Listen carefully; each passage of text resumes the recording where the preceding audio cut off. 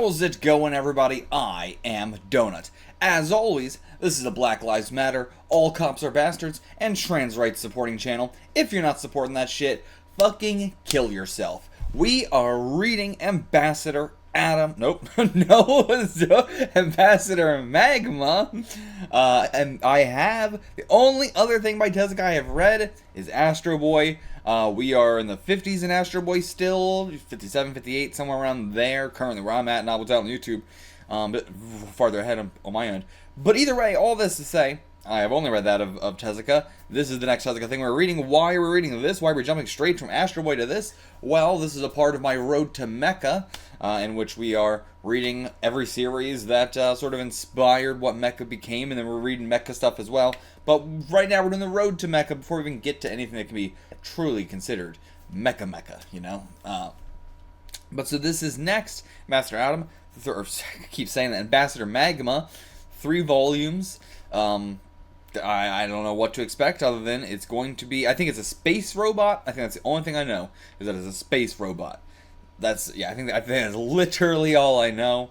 The fact that it's Ambassador Magma also, of course, is like leaning into the space thing, you know, the space robot part of it. So makes sense why that's connected there. And yeah, he's like super gold here up on the cover, just completely gold.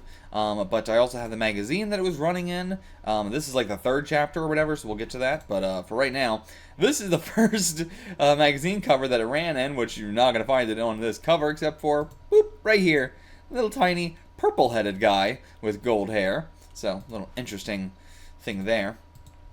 Then we got, of course, the first volume cover here, and this is like a re-release special one, so we'll look at that after we're done the volume. But yeah, then we also have the complete edition here, or like the whatever. Who did this one? Who? I don't know who owns this. But, let me check.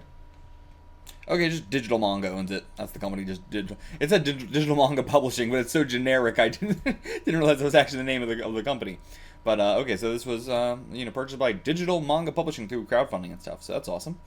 And yeah, on the cover here we got like some stuff, but I'm not sure how much I should look at it because again, this is like a completed edition with all 3 volumes in one. So we're not going to look too hard at it because it could spoil us, and we'll look maybe more at it at the end.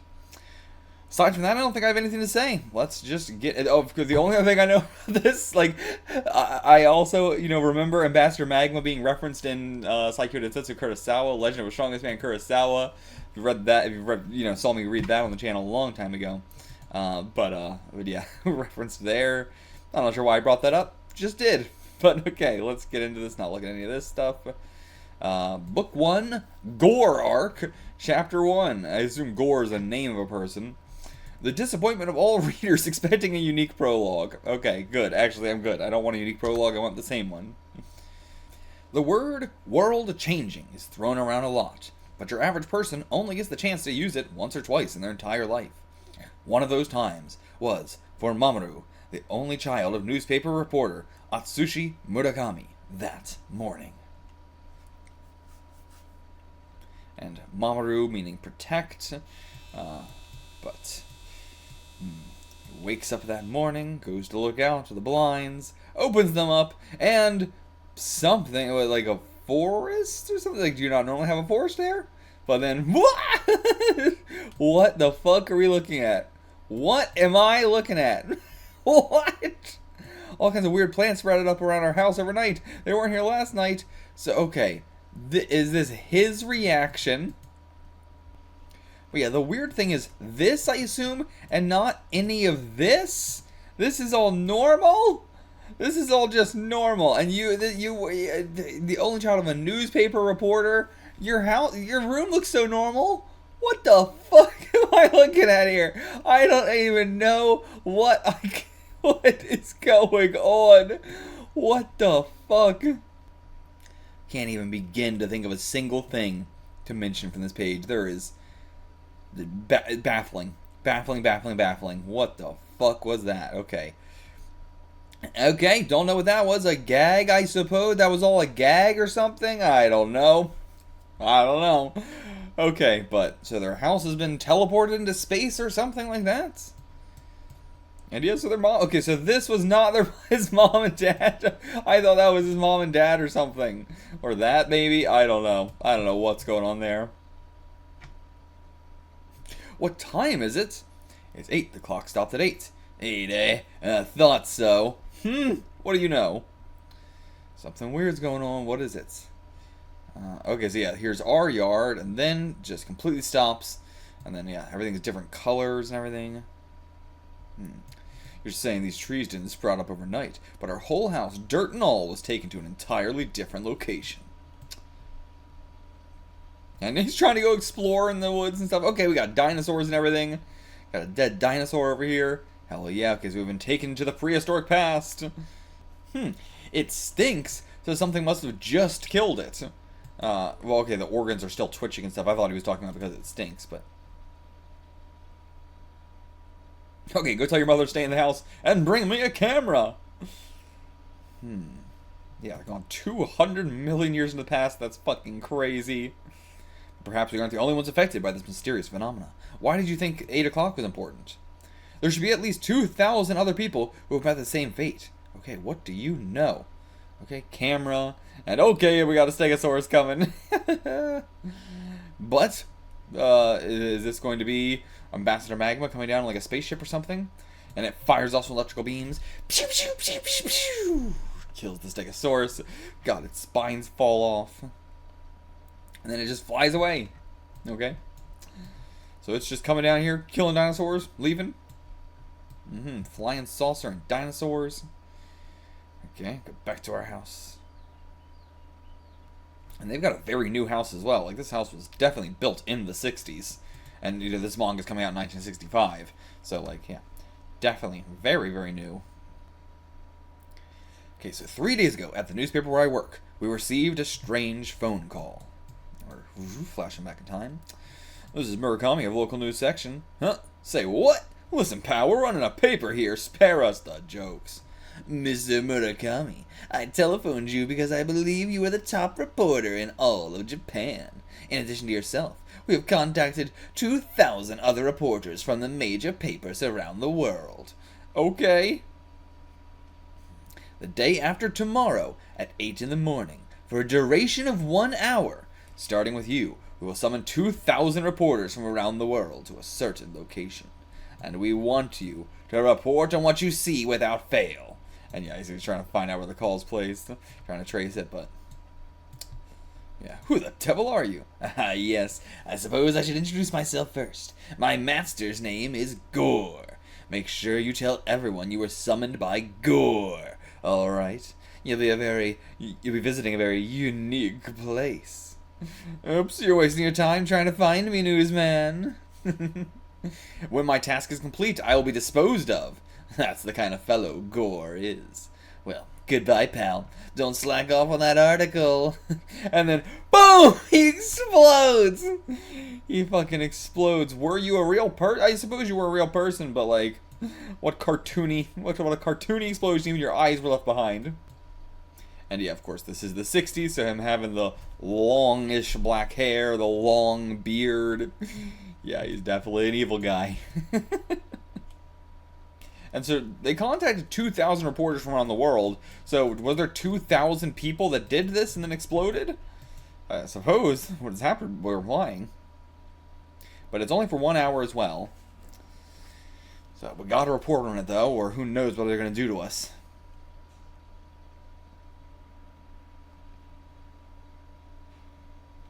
Yeah, do they use a time machine? Who fucking knows? No idea. Okay, so this is Gore, assumingly. This is Gore. So report on what you're see? I don't know. If Gore also teleported himself back in time. I was thinking like maybe this was a like, go see if Gore is here for us. We're going to send 2,000 people, you know, like buckshot it, just try and see if we can find Gore. Because he's trapped 200 million years in the past or something. But it doesn't seem like that would be the case if he's also ordering them around and making them explode and shit, so... Cool design though here. Very cool Space Lord design. Got an eye on his tie there. And yeah, very like sheep sort of look. His hair just fully connects around to his chin. No mustache though, but differently dark, fluffy eyebrows with the same curliness. And he's got pointy ears as well, a pointed nose. Pointed shoulder pads. He's got space boots. Space gloves. I don't know what else to call you call them besides that. There's space boots and space gloves. But this must be him. There's a demon here, a demon. Okay, well, yeah, he definitely does look like a demon. I mean, especially the pointed nose, pointed ears, the fangs now as well. And okay, so he doesn't have curly eyebrows. They're just bushy. Yeah. You must be Mr. Murakami. Welcome to prehistory. I am Gore. It was I, Gore, who summoned you here. I'm sorry to hear you view me as a demon. Enjoy yourselves in this past era. Then report your experiences in your newspaper. And at the end, I want you to add this message. Gore will one day rule Earth, and that day is not far off. So this is just a show of power. Just like I'm going to send 2,000 people into prehistory. They're going to report on it. There's going to be 2,000 people that are like, yeah, I really was sent 200 million years into the past. And then also maybe I met Gore and he told me this. Like, they're all going to say this as well. So like, yeah, this is all just a show of power. And yeah, got more questions? Too bad. So yeah, he's in the flying saucer, not Magma. Zips off. But then why did he save us from the dinosaurs? I guess that way we could, give the message.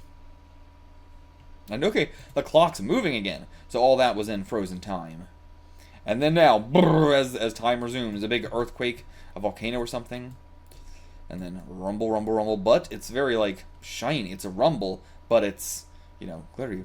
I don't know I don't even know how you would say that sound effect. What are these gags? What are these gags? I mean, that must have been just a gag on the first page, and that was baffling. Baffling, baffling, baffling. But, what? Okay, so now we're just back? Okay, so we were here for an hour, and then time resumed, which sent us back? I don't know. Guys, we just went into the past! Yeah, right.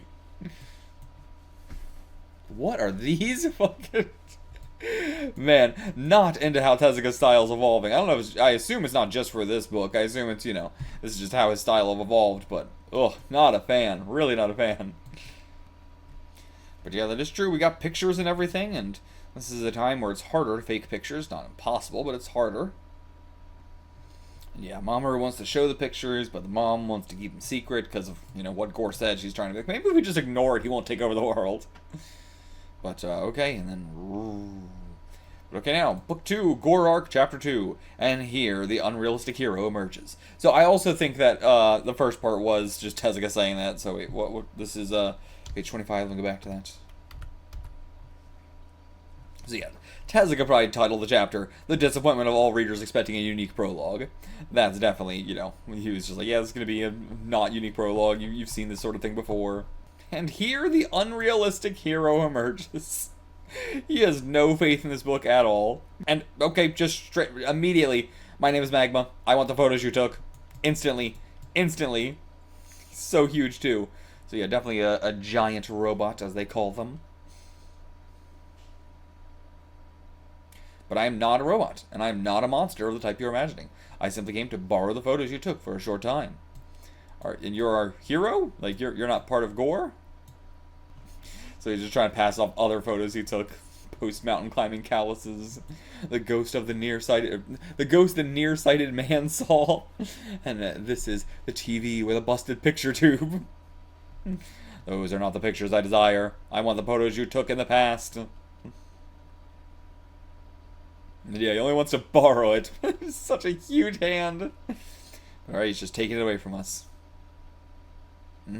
Photographed that monster Gore, didn't you? So he's a monster. Want to know what he looks like. Okay. And then someone else is coming here. And he turns his head. Then extends his arms. Sends out a signal or something. Head goes inside his body and he just turns into a spaceship. We didn't even get to see a transformation. He just goes like this. We see this come out over his head. And then they're just like, done. Done. You don't get to see the rest. But okay, you can turn into a spaceship. And then just fly away. Oh, but we grabbed onto it. Grabbed onto it, flying above the fucking city. Yeah, you're dead. You're dead, kid. You're fucking dead. And then, okay, he did. He fell off. But then something comes out, grabs him. A little vacuum comes and sucks him up inside. Nope, doesn't suck him up inside. Just sucks him up and holds him against it. I guess there is no inside. Okay, we're going to go into a volcano. We're going to go into a volcano. Jesus Christ. Yeah, just bear with the steam of a volcano and a fucking rocket's engines.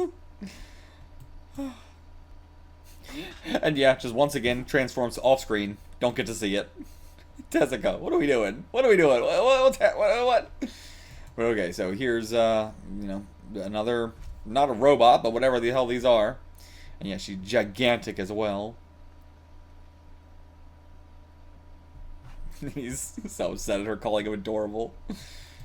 I did not kidnap him. He tagged along. He's the boy who took the photos we discussed. But this is no place for humans. Oh well, let us consult with Master Earth. Okay, Master Earth. But okay, Master's like, I don't care. Copy the film. Leave the boy there. Yeah, child, you must be startled. You are the first human to ever set foot here. Oh, okay, so you're also an alien or something?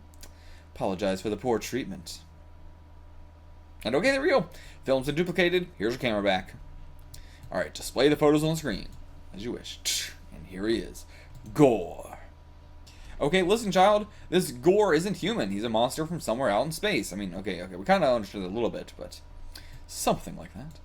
And now he has set his sights on Earth. No, not just the Earth. He has conquered countless planets and unleashed the full gamut of evil upon them. He is a wicked villain with terrible powers. And so he took you to the past to demonstrate his powers to the people of Earth. Yep. So it created Magma to protect Earth.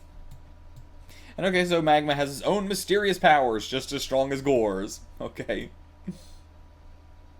Yeah, Mister, who in the world are you? Are you someone really important?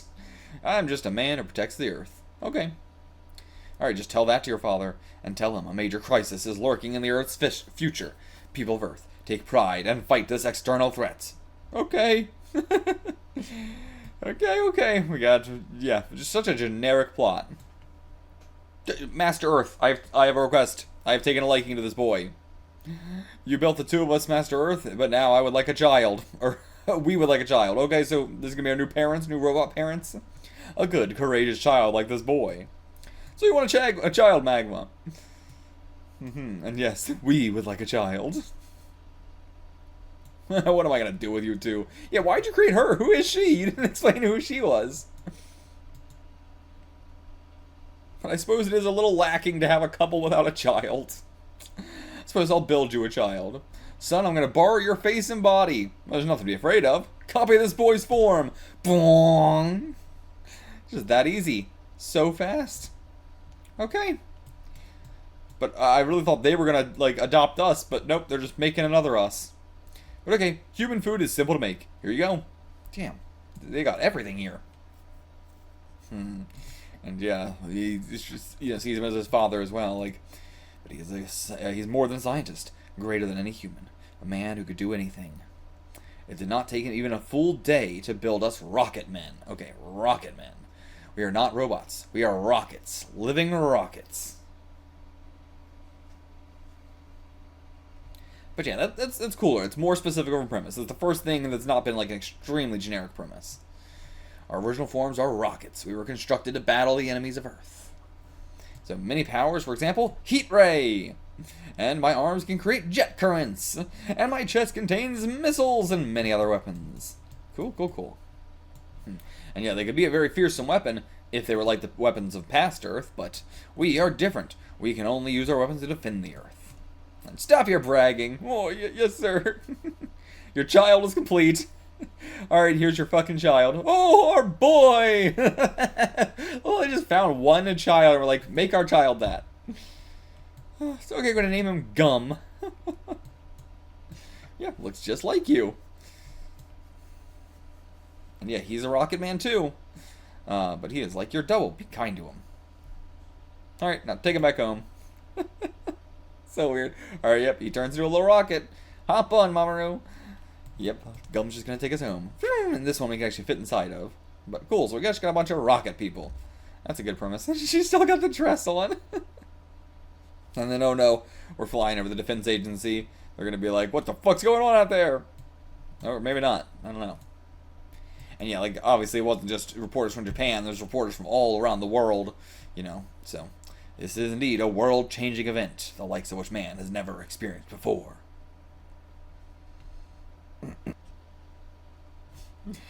Okay, but everybody's trying to, like, pass the buck off. They're like, I think we should do whatever America says we should do. I think we should do whatever the Soviets say we should do. Okay? Interesting. You know, not like... I don't think I've ever seen this in anything. Like, not... You would expect them to be, like, passing the buck or something. Like, I think America should handle this. Or, like, you know, I think we should work with America. Or we should call in America for help or something like that. But no, it's... I think we should just do what America says. Or I think we should do what the Soviets say. Okay? I don't think I've ever seen that. Like, yeah, that's what I expect. Like, let's let China handle it. But then you could also just be like, do what they say. What about Vietnam? Object! Object! Object! Yeah, everybody's fighting for weird reasons. Not because they want to do anything or they want someone else to do anything, but because they want to do what someone else says to do. Well, weird as hell. And yeah, there we go. Now, the three unidentified rockets in the yard. They don't give a shit. And okay, now I'm also aware now of what this thing is. It's just a gag thing that Tessa controls occasionally. Sure. The Soviet rockets? No, they're Chinese. They're French. They're clearly American. God, what a tight fit. What a tight fit that was. Yeah, hey, a boy came out. Oh no, what? Are you gonna suck us up again? What? Oh, okay, no, it's just like a speaker thing. It's handing us a whistle. That whistle uses special ultrasonic waves. If you blow it once, gum will come. Twice, and my wife, Mole, will come. 3 times, and I will come to you. Okay. Love that. Blow once, gum's gonna come. Twice, Mole's gonna come. 3 times, Magma's gonna come. And Mole, like, you know, because they're digging or something. I mean, it's M-O-L-L, like mall or something, but maybe mall instead of mole. Yeah, her dad. Hey, that's my boy Mamoru! But yeah, if you're ever in trouble, call us. Don't let Gore defeat you. And okay, that's the end of that. Chapter 3, Spectacle. And Gore's invasion came suddenly. It began almost in a single instant. Okay, shit, it was about to go down. Everybody's just working as normal. Gosh, awfully humid today. Smells like something's up to me. Long time no see, Mr. Murakami. Yeah, it's Gore. Yeah, where is he? Look outside. Okay. Big spaceship, but different from the last one you had. Okay. It's like a bat that's just like... I thought it was... But no, it is just like a spaceship, but it's like sucking up... it's just destroying buildings. All of them are just... It's like a black hole thingy. Yeah, it's like a black hole just sucking everything up. Okie dokie. Yeah, that's definitely, like, an instantaneous invasion. Beyond an invasion. Yeah, thank God the phone lines are still up. Alright, we're gonna go meet your father in Shinagawa. Alright. Yeah, just gotta get the hell away from here. But, yeah, all the streets are gonna be congested as fuck. Good God, what a poorly drawn scene. Like, having read Astro Boy, I am so disappointed in how Tezuka's art goes over time. It seems like it just only gets worse and worse and worse over time. That sucks. That's sad to see. Okay, it is also like freezing over everything. God, this all looks so bad. I can't get over how lazy this all looks. And yeah, we got like the buildings were being sucked up. We got this shit's being frozen over. This shit's being melted down. We got fires going. We got an earthquake. We got a lightning storm going. We got old men. Great. And in the hassle of everybody, we got separated from our mom. I mean, this feels like a perfect time to blow the whistle. And a message to the Japanese specifically. I believe I informed you about the events of today beforehand through 2,000 reports. Or reporters. The power I've just demonstrated was a trial run. I seek your consent for placing my first residence on this planet here in Japan. Okay, so he's just like, I want to live here. Blow that whistle. Yeah, summon up gum. Okay. Yeah, I think you blow it once to summon gum. You've forgotten already? But also, you're summoning gum? Why not just go straight to magma? Well, you know, is there any reason not to summon magma? Or just all 3 of them? Okay, yeah, here already. Very quick. What do you need? And yeah, look up there. Yeah, I know. Then why aren't you doing anything about it? Yeah, why aren't you fighting him? What are we doing? What? You can't. Just listen to what he's saying. If you continue to resist, it will only increase the lives sacrificed. Surrender quietly. Yeah, so if you fight, it'll just kill more people. But we need to fight, and also your creator told us to fight back no matter what. Like, that's what fucking Earth told us. Mom and Dad are missing in action. No, missing in parenting. Gotta be a Japanese pun they didn't even bother to translate. Alright, this is kind of cool, though. Just racing around in a tiny little spaceship, trying to find our parents. But, as we're trying to find them, someone on a rooftop... Oh, that's just Gore. Just Gore sitting up there on the rooftop. Okay, we're just gonna go just go down there and talk to him. Okay. I'm surveying Tokyo, deciding where to construct my palace. Japan is the perfect location to govern the world? Mm-hmm. And he jumps at him, but then he disappears and just falls off the fucking building. Thankfully, caught by gum. Yeah, alright, fuck it, just shoot him. Shoot his ass. But blocks it with his cape. And they might have also bounced off his head as well. Try to use our electricity or heat ray. Doesn't work. Alright, just ram him. Just run straight into him. But nope, he's got a whip, and he just whips us. Whips a rocket and breaks its nose, or its face, or its head, whichever it is. And yeah, or grabs it, slams him back down, untransforming him, or something. I don't know. But I guess he didn't. It looked like he was untransforming here, but no, just the rocket being bent in weird places. I like kids, especially brave boys like you. And okay, gum's okay. Yeah, not broken, but some of my parts feel rickety. Okay. And okay, so yeah, he didn't know about this. Oh, a rocket turning into a human? How unique! I shall disassemble you to find out how you're made. Alright, yes, magma time. 3 whistles. And here's another one. So quickly.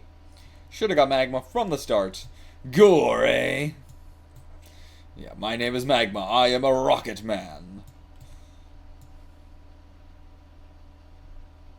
And yeah, what purpose were you built? We're here to fight you! Okay, so he takes this human-like form on Earth, but you're actually a creature so hideous, no one can stand to look at you twice, aren't you? Okay, yeah, and he's starting to transform back a little bit there, but then reverts it back. And okay, yeah, so he knows of Master Earth. How did you learn of him? Come to me, Saucer, quickly, crush him! Okay, just gonna bring your Saucer down. We tried to do it to you, so... And okay, grab onto gum, fly away. Okay, and so from this, he then sends down the smaller ones. I see. And he can just grab us with it as well. And blocking magma with the big one. Yeah, doing this won't convince the Japanese people to submit to you, Gore. And it seems like he didn't think about that. He's like, And yeah, the Japanese know from experience what will happen if they surrender, so they won't submit to you even if it kills them. I'm not gonna let this happen again. Okay, so he got distracted. Magma was able to break free. Magma hits the other UFO, the other saucer, and grabs us, and we go free. And you get a little half transformation as well, or maybe we're just seeing you. No, because he did get his head out to speak to us. Even though he could do it without getting his head out, but... Alright, back we go. Yeah, he can just do this. He can just fly like this, and it's completely fine. Okay, use the jet current to do what? And okay, so this saucer uses gravitational fields, not wind. So yeah. What are you planning to do? What? Oh, creating an atmospheric lens to beam the sun down onto him. Okay. Dope. That's a cool way to do that. Hell yeah. Okay, caught him on fire. Never expect you to manipulate the air pressure or to concentrate solar energy. Okay, that's what he's doing? That's not what I thought. Well, I guess that... manipulating the air pressure? I mean, yeah. That is what he's doing. Just such a like complicated way to say it. And alright, yeah, tell Earth to come face me himself. Yeah, runs away. And yeah, we actually scared him. Okay, and he brought us to the station where we're supposed to be going and everything. So alright, back to our parents. Nice. Job well done. Oh, there's no one at the station anymore. Oh wait, never mind. Okay, so our dad was still here waiting for us. Just our dad was the only one left. And yeah, got separated from mom. Yikes. So we gotta find Gore's weakness. Like, if we're gonna fight him, Gotta find a weakness to be able to fight him with, so. But that role will fall to Gum. Okay. You and Maul stand out too much. Gum is small and human-like, so you may let his guard down around him. But that's my child. I built Gum as well. Nothing to worry about. Alright. Go find Gore, find him, and learn what places he dislikes. Okay. Yeah, don't fight him. So, whenever you're in danger, Magma will come to your aid. You're only to investigate. Alright, off he goes. That's the end of our chapter. Chapter 4, Mock Men. So we got some, like, pretend, making robots to look like men. I mean, I kind of already did that, but I assume more so. But, okay, returning back home. Oh, is this what I think it is? That's Gore's starfish-shaped flying saucer. Okay, we're just right into the action here. So yeah, we're just following Gum. Okay, stopped on this island over here. Okay, So, okay, all this shit's artificial. There's a town. But a bunch of mock men. Everybody's just a bunch of robots here, assumingly. But he's got a bunch of people from all over different cultures and stuff.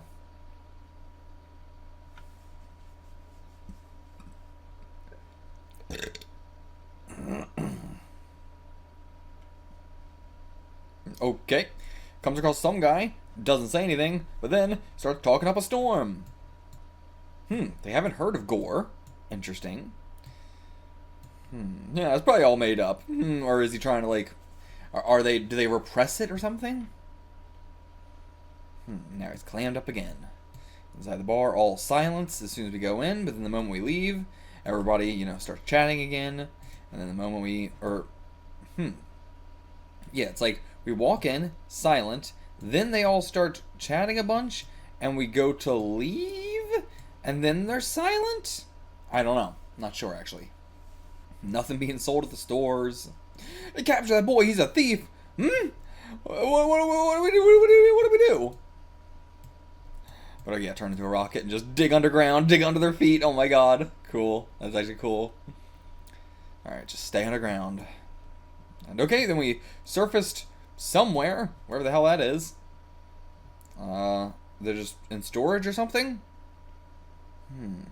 Okay, yeah, making mock men. 1,000 of these. Gotta make them live in the city until they start acting like real people. Okay, so they're trying to make them act like real people, then they're gonna, like, use them to infiltrate. So yeah, just, slowly introduce them, and then over time just introduce more and more and more until we push out everybody. And now we're gonna go fight them, but they're like, you're just a mock man. But yeah, they don't know what we actually are. And they're just all in, like, silhouettes like this to make it easier to draw, I assume. They do look cool with these, like, half transformations, though. I feel, this is the real selling point of the series, the fact that they can do these, like, these rocket transformations and stuff, but I hope we get more of a hook than that. Okay, we're just gonna lead us straight to his house. That was so easy. So easy. But then, once we go in there, the house starts to rearrange and, like, melt. It's all, like, elastic and... came to my island, did you, boy? You're Gum, aren't you? One of those rockets that turn into people. So it just all turned into, like, a big goopy thing. I do have one weakness. It's when I see cute kids like you, I can't help but want to spare their lives. But I can't do that this time, since you've seen what I'm doing here. No choice but to melt you down. Alright. But, why does it not work? Yeah, it's melting the thing that was around us, your house. But then I'm going to send the Mockmen to various countries. Naturally, Japan is among them. Yeah. They'll mix with the real humans and they'll increase. Yep. And yeah, it's still trying to melt us, but it's not melting us, it's just melting the house around us. But then, yeah, Magma's going to come here to get his revenge. I'm already here! Alright, yep. Breaks apart his... whatever the fuck those things were. Maybe I don't think they were also robots. They seemed like guys, but now they're just like a bunch of goop on the ground, so I don't know what the hell they are. Maybe they're also aliens. But alright, let's actually see this. A fight between Gore and Magma. How will this actually go? Yeah, say yeah while you're using a fucking heat gun. And then just another one of the black bodies or something taken down. Yeah, I don't know, but he also is going underground, just like Gum did. Okay, but you can burrow as well. Alright, let me see. What's your powers? This is the method I use against the denizens of the 160th planet of the Hades system. So he goes into the sky and then summons down meteors. Can you withstand this? Just a bunch of flaming meteors. That is a pretty powerful technique, gotta admit. That's pretty crazy. That's, you know, that's way more powerful than anything I've seen from this time. That feels like an 80s kind of power. And they get fully crushed and buried underneath, but they should be able to break out of it. Okay, all these meteorites came from Venus. Okay, very specific. He specifically got Venus's meteors, not any others. But okay, just keep saying bear with it a little longer. Are you going to do something, or are you just kind of waiting it out? Okay, we're going to fly out when our bodies are glowing bright red. So, like, once there, Jesus Christ, he's created a whole new map. I love this, though. You see so often and stuff, someone has a power of, I'm going to summon down meteors, but then the meteor that actually hits is basically like car-sized, and it's like, how would that have even made it through the atmosphere? How did you summon that down? You have to have, like, separate powers, which, like, holds an aura around the meteor before it enters the atmosphere, and then once it enters the atmosphere, then you, like, take that away or whatever. But either way, you know, 99% of people who have meteor powers is like that. It's never like this, where the meteor should be so big that they would make it through the atmosphere, which thus, if you're summoning a bunch of them, it's just going to create a whole new island. You're just creating a new island of meteors. I mean, these are also still very small ones, but yeah, they wouldn't be able to break out otherwise, but once their body is at maximum heat, it's a little easier to, like, burn their way through. And also, maybe we can use this against Gore. Okay, yep, so we land on the roof, gonna burn our way through. Yep, just sizzled away. And yeah, inside the ship, it's gonna be so hot. And this one just melts. And he doesn't take all his clothes off. Oh my god. This is so goofy. And okay, yeah, he's turning back into his original self as well. Yeah, okay. Can't maintain my human form any longer. Okay, dope. But okay, so in my transformed state, I assume in your untransformed state, you cannot move as you wish. But you can when you're in a human transformation. Interesting. But okay, so the flying saucer just pop, just disappears. I know you just jumped through the 4th dimension. Jesus. And yeah, he destroyed the island of Magma with his own meteorites. What an idiot. But back in Japan, at Nagano. Oh, Mom's home. But the mole on Mom's neck is gone. I know she has a mole there, so why is it missing? So we actually do have some of the Magma that have been sent out to the world, assumingly. And then, Chapter 5, You're Not My Mother! Okay. Yeah, it looks like my mom, but that's not her. I know how my mom acts. When Mom talks to Dad, she always strokes his stubble. Cute. Oh, that's adorable. Just as irritating. I'll watch some TV. Wonder what's going on in Tokyo right now. And we don't get to see it, just see his reaction, announcing the news. Since the previous attack, the mysterious flying saucer has not appeared once. Almost a quarter of Tokyo was destroyed by the saucer, but the reconstruction efforts are remarkable. The buildings that were destroyed are being rebuilt one by one. Most of the missing 20,000 people have been found and are being housed temporarily in the buildings which survived and area schools. Is area schools a term? I don't know. But yeah, I mean, like, hey, after the war, Japan rebuilt like nothing else. You know, I don't think there's any other country that has rebuilt as much as Japan, as fast as Japan. Also, to be fair, other countries may have been able to if they had the infrastructure that Japan had before the war, versus most countries that have to do a lot of reconstruction don't have that infrastructure. But then you also look at other, you know, countries that did have that infrastructure, and even still Japan was that fast. So, you know, to be fair in both ways.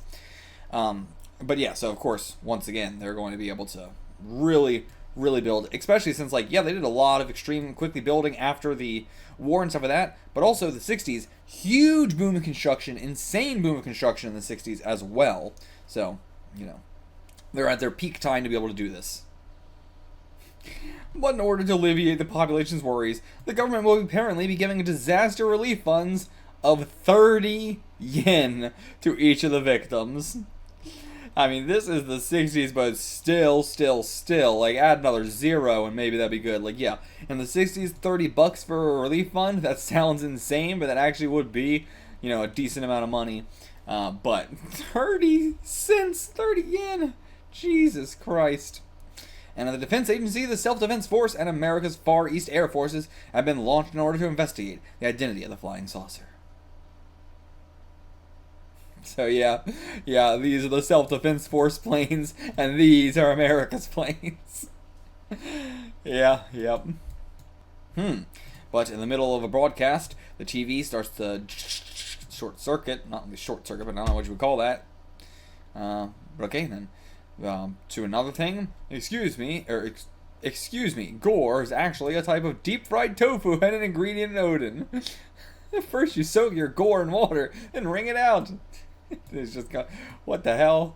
So like, this is our dad, and he's like lying about this for some reason. Why? I guess because he's a Mothman as well. And according to Mr. Murakami, the best gore is the one that's grown in the Kondansha editing department. As the publishing company for this magazine. Dad, they're mocking us. They said Gore is a kind of Odin. Isn't that his dad? Isn't that his dad? Maybe not, but I thought his dad was Mr. Murakami. I thought I don't know. Okay, so it wasn't our dad, it was somebody else, but either way, so newscaster's voice changed midway through, so Gore may have interrupted the TV signal and replaced it with a broadcast of his own. Okay, I see, so that's what he was doing there. Yeah, because, that's why also the TV did this, and then when it came back, his voice was different. Yeah, and going to Tokyo, so since we found your mother, you sleep with her tonight, but no, I don't want to go with Mom. And yeah, also being able to have this, bath scene with his dad, so that way you can see his dad fully naked. No, there's no, we know this is actually his dad. It's not like the mom, sort of situation. And yeah, the fact that the kid can notice that it's not the mom, well, the dad can't even notice that it's not his wife. Come on. But also, why would you ever believe this? God, every time I see a Japanese bath, though, I want a Japanese bath. I want to experience it at least once. It looks so refreshing. And then Mom was right outside the door, listening in. Did she hear us? And then instantly, expression changes. Your grandma will be in the detached room, so you'll be all alone with me tonight, eh? Goes out on the... this is just like Tezuka. He always draws them like marionettes.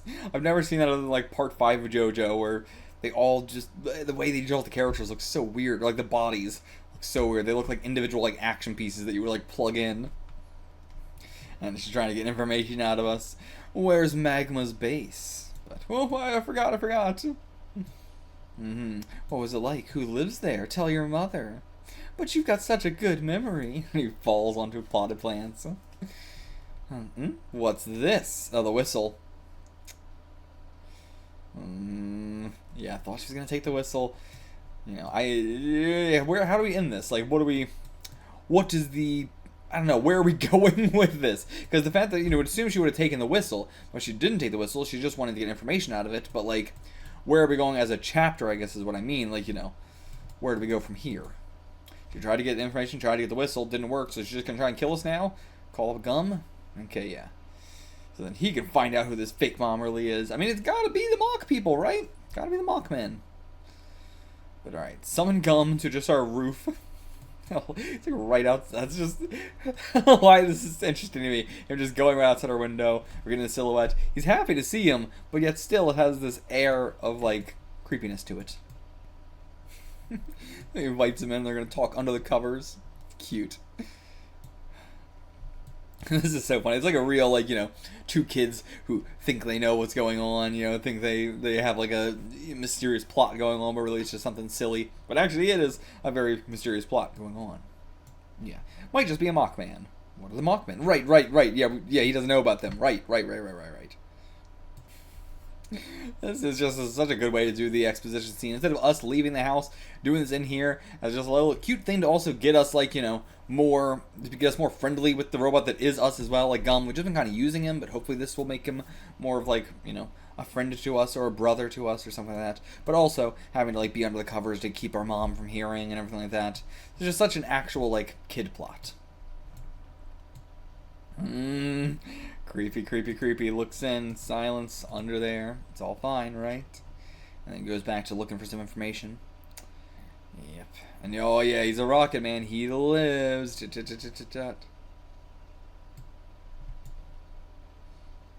okay, yep. Got the information.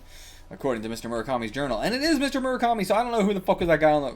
I don't understand. So that was our dad. I don't get it. But alright, yeah, and she doesn't recognize that we have fucking antenna. Just staring at her. Yeah, why are you staring at me like that?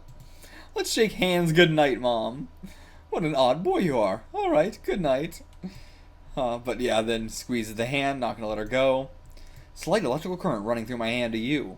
Why don't you feel it? A human should feel a slight shock. And my hand is metal, so it's cold. Didn't you feel that? But no, she just thought this was her own son. But why would she if she's not a muck man? And alright, time to reveal your true form.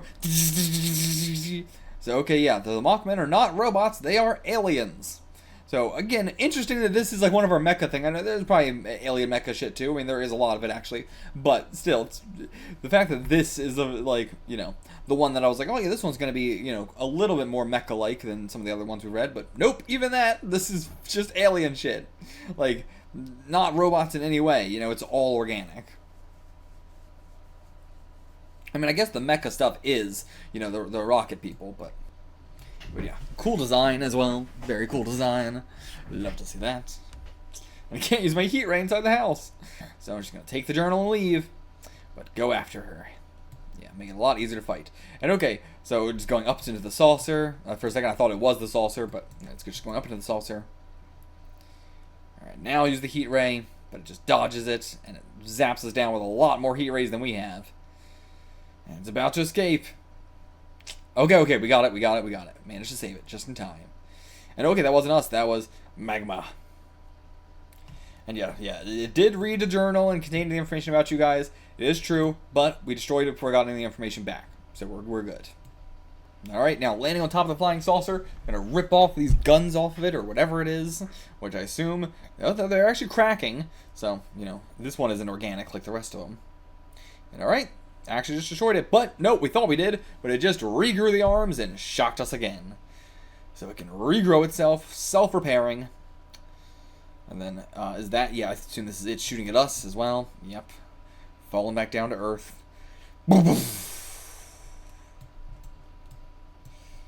Okay, so just an electromagnetic surge knocked him offline. Kind of like a concussion in a human. Alright, so once the smoke clears, we'll bury him underground and let him rest in a bed of earth. Wait, is he dead? I thought you meant like as a way to repair him, but are you just talking about because he's dead? So we rocket men were born from the earth, so our body's made of minerals, so okay. So we bury him, he's gonna like absorb minerals and repair himself with minerals? So okay, this is just how he sleeps. But then, little wiggle from the Mockman. But maybe we can use this to, you know, do some research or something.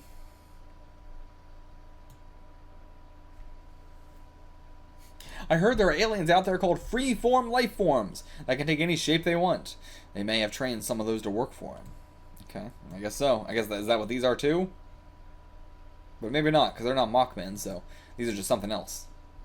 Chapter 6, the 3 superhero-esque monsters. Is this our rocket robots or something else entirely? Well, okay, so he has gathered his underlings from across the galaxy. Here they are, the 3 superhero-esque monsters. Dabba, Zoroli, Koi de Marine, go to the Earth and finish Magma once and for all. Alright, it's just his head within these things. How? And I'm not sure if these are superhero-esque monsters. These are just monsters. This one may be a little superhero-esque. The others, absolutely not. What the fuck are you talking about?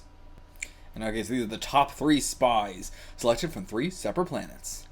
I'm number 1, I'm number 1. Okay, so they all don't get along. And they all don't want to work together. So, what's the plan here?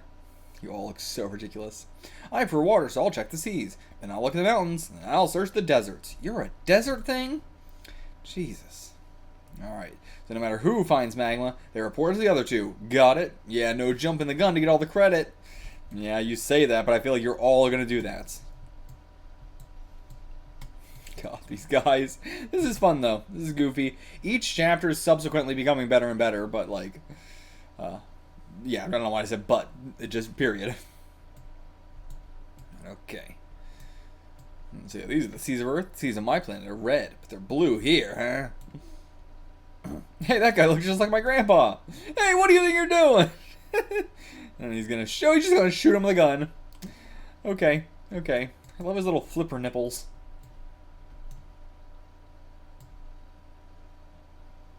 This is such a different chapter. Alright, my seismometer's shaken. This reading is from underwater volcanic or seismic activity.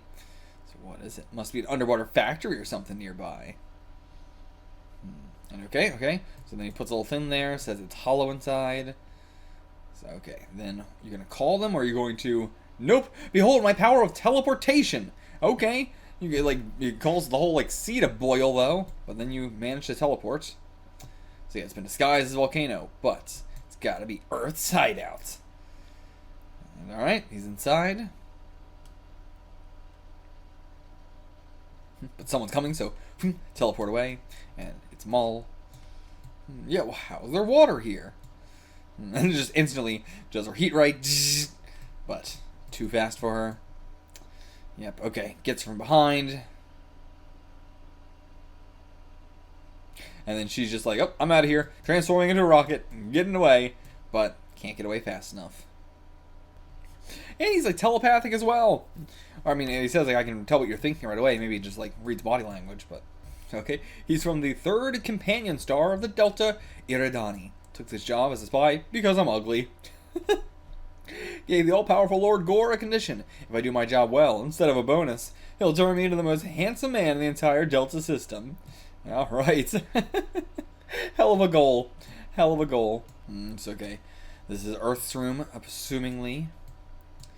Melts his way through. And there's, maybe this is just our factory. Well, okay, something blows him up instead.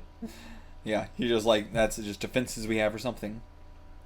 But yep, face to face with Earth now. You're gonna call the others, you're gonna try and handle this yourself. He's gonna try and handle himself.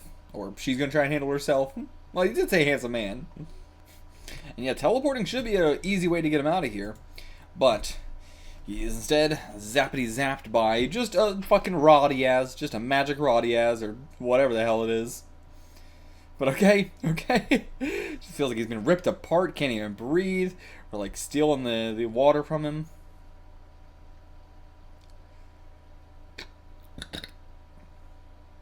And he knows his name. Knows his name. I know everything. You're the ugliest man in the Delta Eridani system and a spy. He's the ugliest man in the Delta Eridani system? My god, what do the others look like, or what are their beauty standards? But okay, he's actually like, just forget about Gore. Return to your homeworld and I'll make you handsomer. Okay. But he doesn't want that. He wants to be the most handsome man in the world. So he's got some rockets within him as well. Well, those seem like natural rockets or something, but just fries him up and... Jesus Christ. Fries him up and he crumbles into pieces. Clean up that pile of dirt. Jesus Christ, Earth. He don't give any fucks. And what the hell were all these? Okay, so they were like knives that he threw or something like that did all hit us, but it didn't do anything. Okay. Well, killed him. Okay, so we gotta go attach this little thing to Magma's ear, and then hopefully that'll revive him, I suppose. Off we go. Okay. And then this one that was supposed to go to the deserts went to the mountains instead. But okay, it looks like I'm most suited to mountains anyway. Looks like? You've been here for 2 seconds. And okay, so you got roots actually. Let's extend my roots further. Feels magma. So okay, yeah, down below. So okay, he's found magma. One of them found earth. One of them found magma. Oh, just touched something metal. Must be him. Yep, it's magma. And then a dead drunk old man comes here and is fucking with the tree. What's gonna happen? Okay, yep, just strangles him, kills him, throws him. Okay. Okay. Man, we're so callous with this stuff now. It's so weird going from Astro Boy to this, where everything's just like, we're so callous. Alright. Mamoru now has, you know, is coming outside. We're gonna realize what's going on. Yep, they've dug up magma, they're taking him. But it just grabs us as well. Yeah, these actually do seem like... I mean, well, this one actually seems much better than the past one. The other one seemed like it was shit, but this one... But I mean, maybe it was just the fact that the other one was going up against Earth, and Earth seems pretty crazy. Alright, gonna get some weed killer. And indeed, we do. Just so fast we got it, but okay, we get it. It works. Alright, spray him down. Gonna kill this one too, assumingly. He's trying to run away, but okay, maybe he did just run away. Okay, it is dying. It is dying, saying, message to Daba and Zeroli. This is Coid Marine. I found Magma. Avenge my death. And he dies. Only one left now. And okay, Mom is here. Put the thing on his ear, whatever the hell it is. It's okay. We attach this little radio thing to his ear. It picks up a signal, brings him back up. Okay. Yeah, if only humans could fix that fast, it'd be real nice. Alright. Let's search the world's deserts and defeat that. It's like, yeah, Gore sent 3 spies. One was defeated on a volcanic island, and one landed in the desert. What do you mean? How does she know that one landed in the desert? I don't know. And also, why did they switch? Why did they swap? I don't know. I don't know how she knows this. I don't know why they swapped in general. Like, I would have thought they both just went to the mountains, but the deserts are the easiest places in the world to search. Okay, bye-bye. And yeah, Daba's just like, what the hell? This place sucks. This place sucks shit. But I mean, you went to the desert, you idiot. Why'd you go to the fucking desert? But okay, in here, he found a base. This was an Earthling base. They must be planning to fight us with those weapons. Well, I'm not sure. I think we just already had them. Yeah, spotted a suspicious man on a horse. Instantly, must be one of those aliens. Open fire. Okay, no, okay, Jesus Christ.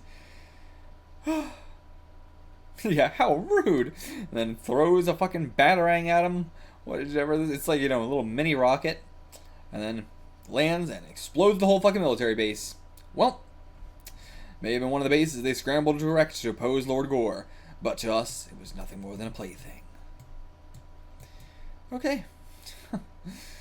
This is such a weird chapter. So different from normal. Okay. Magma and Daba face to face now. My name's Daba. I don't care if it's Yabba Dabba Doo. This is Earth. So okay, tosses these things, which create some artificial tornadoes, which isn't, you know, that big of a deal because they're only about as big as we are. Yeah, your pretend sandstorm ain't gonna do shit. Didn't you know I was born from the dirt? Oh, but in fact, it makes the sand stick to us. Okay, just fully encapsulates us. What is this?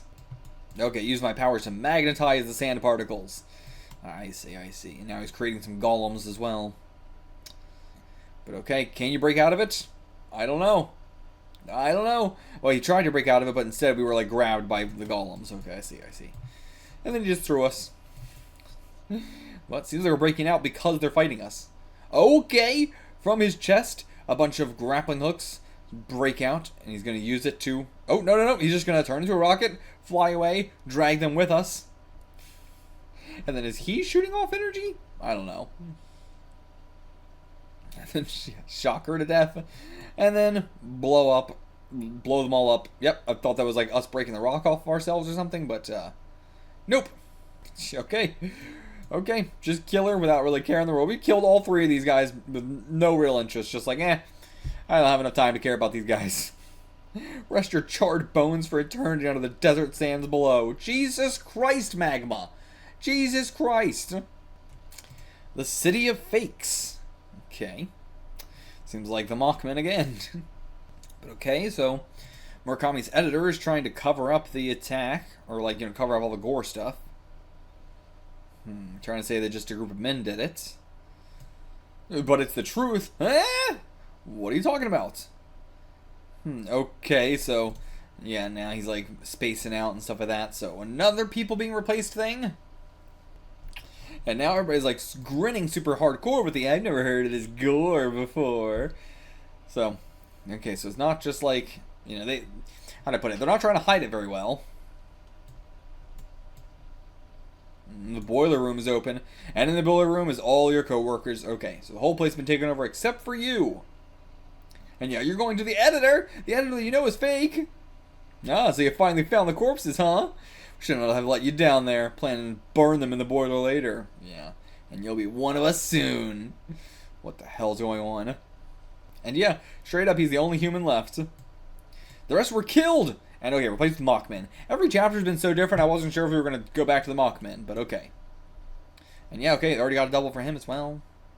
A quarter of the people in Tokyo are Mockmen already. Just a few more days, that number will be double. Jesus Christ. Not your mock life! But okay, he's actually taken out quite a few. God damn, strong daddy. And yeah, the cops, all very robotic as well. They've been replaced with Mockmen as well. But then from underneath the floorboards, what the hell? Did we just fall through it by accident? Yeah, we just accidentally fell through it, but that alerted them to us, so. Now, into a manhole, down into the sewer, where they're still coming after us. And coming from both sides. Yeah, this is actually a really nice suspense story. I like it. Gotta evade 10 million people to escape. How do I know I'm not already a Mockman? Because they showed you who your Mockman was. Yeah, if I were an imitation, they wouldn't be chasing me. Yeah, idiot. But sometimes you just have a freak thought. Got you surrounded, so... did you yawn? You fucking yawned? Really? Idiot. Oh, okay, he was so cold that it made him yawn? Or something? I don't know. Jesus, there's a skeleton down here. And, okay, spotted and fired at. Reached a dead end, great. This is a really good suspense tale. But alright, he's gonna fight back now. Fighting back against him, and then they just like, yeah, melt into whatever the shit that shit is. Whatever the hell these Mockmen are. I mean, we saw them before, but it doesn't look like this. This looks like the like, you know, black silhouetted guys that he had. That's what happened to them, actually. But okay, so we run into another actual human here. So, yeah, what's your deal? Okay, just got out of the way so we electrocuted ourselves. Idiots. Alright, takes us into a church. That Jesus? Why does he look so Shota? But okay, so we got a resistance force here. Okay. And yeah, I've seen some of these designs from Astro Boy as well. But okay, they woke us up. Now we're meeting everybody. Got a priest here who just says, God's on our side. That's how you can trust us. I don't know about that. And then who's this? Came to interview me once. I'm Professor Osugi. And I don't blame you for being suspicious. I was suspicious of these people at first, too. Yeah, so he's a veteran reporter of the Maikai News and the first human to meet Gore. Very fitting to be one of us. Okay, so we got a Mockman corpse here. We're just going to try and figure out what its weakness is. So, okay, this is what it looks like. Okay, so, like, we kill them, sometimes they melt. We kill them, sometimes they transform into something, or, you know, we do a bunch of damage or something and they transform into something else. And then other times they die and they just look like this. Okay? And they're made of protoplasm. So they'll melt if we put salt on them. Okay, easy peasy. So yeah, do other animals eat them? They do, but I think the Mockmen would run before the animals could eat them. Yeah, of course.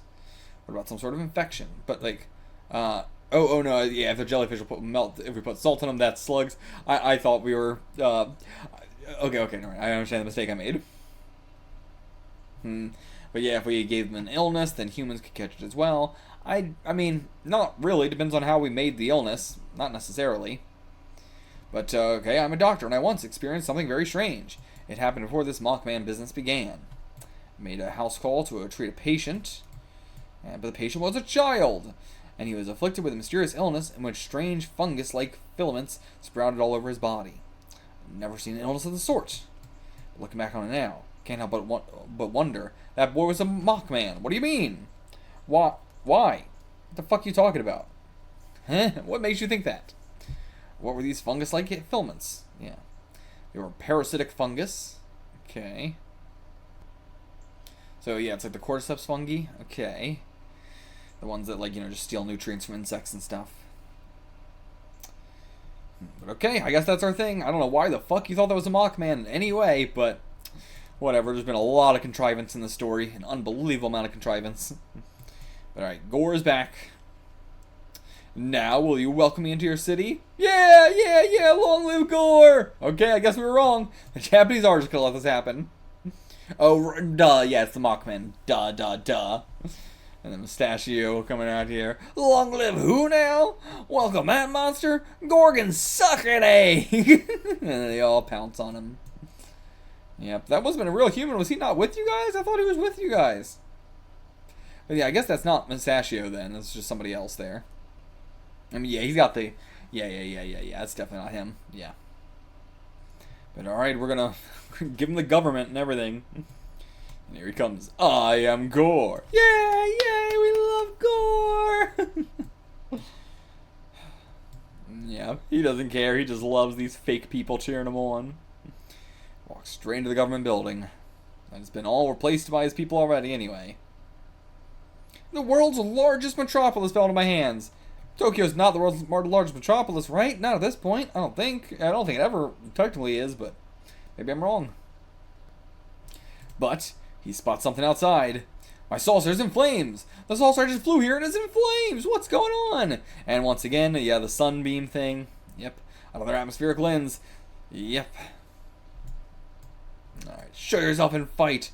Then he just throws a rock at him, and the giant rock fell from the sky and caused an explosion or something? What? But okay, so he just drops a huge, enormous rock. Gore, leave this planet. Leave Earth immediately. Those who threaten the Earth will quickly bring about their own ruin. Earth. So, okay, yeah, imagine him dropping this enormous rock into the middle of Tokyo government complex. How'd he do that? Must be so frightened he can't show himself. That's a fair thing, yeah. Meanwhile, a boy got off a train at the Yaesu gate of the Tokyo station. It was Mamoru, who'd come to Tokyo in disguise to find his father. Okay. He's got a little ascot on. But okay, we're approached by a guy. Just like, who's in charge? But yeah, we don't know that Gore's in charge yet, so. Is that the Tokyo prefectural governor? Nope, not him. But he's not gonna tell us, just gonna walk away? He's gonna be like, yeah, we got, another real human just rolled into town. Looks like the Murakami guy's kid. Okay, so he knows explicitly who we are. I'll use a traffic accident or something. Just shoot him in the face. Why do you guys need to make it look like a fucking accident? But yeah, you're a Mockman, aren't you, mister? Just set him on fire. Oh my god. Jesus Christ. But yeah, now they're just, they're trying to look like an accident. This does not look like an accident. But okay, calls them to crash. Killed them as well. Yep. See, why do these ones melt but the other one didn't? Alright, Mamoru has reached the publication offices. And yep, okay, so yeah, they had us wait and locked us in the room. Yeah. And like all of, the other, previous people here is all left already, so. And yeah, straight up, your father's not here. Okay, and thank you for telling us, actually. That'll help us. We can just leave. But yeah, that means our dad's okay then. Don't know where he's hiding. But okay, as they close in on us, calling in Gum. Gum, come help us out. They're all Mockmen. Get them, Gum. Alright, yeah. Easy peasy. They all melt for some reason. I don't know how the fuck we got a corpse if they all melt. There's a bunch of fog outside. Can't see any of the buildings or anything. It's artificial fog. Okay. Yeah, so it's designed to keep anyone in Tokyo from going outside. The fog is? Okay. But nope, can't really fly in this too well. Alright, better leave Tokyo for the time being. But I guess, yeah, I mean, like you just said, it must have been designed to keep anyone in Tokyo from going outside. And then the only thing this fog is making us do is have to leave Tokyo. So, what? Okay.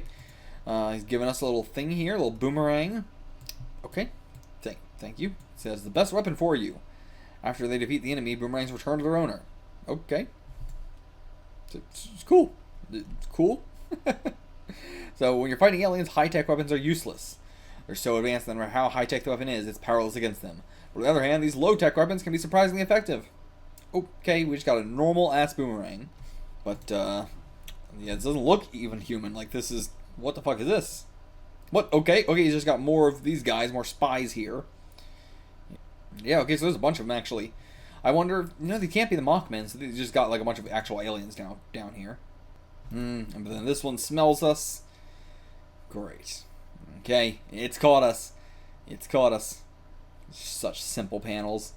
Throw a boomerang, cut its neck off. Yeah, Simple. So simple. Make it shoot itself in the balls. Kill it. Okay. No more head. Nope, but it's still alive. It's still moving around even without a head. Okay, so we're in a hotel now, apparently. We just had to, like, find our way into a building, so we're in a hotel. Yeah, nobody here. So this is the Imperial Hotel. So this is one of the most deluxe hotels in Japan. But why would they abandon the hotel? Because the whole... God, I mean, they don't know how many people are mock people, but... They're saying they ran away from something, though. The door's opening up. Who's inside? The curious guests of the Imperial Hotel. And, okay, it's just a seemingly robot with a big old brain in a glass jar, so that way you can see it all.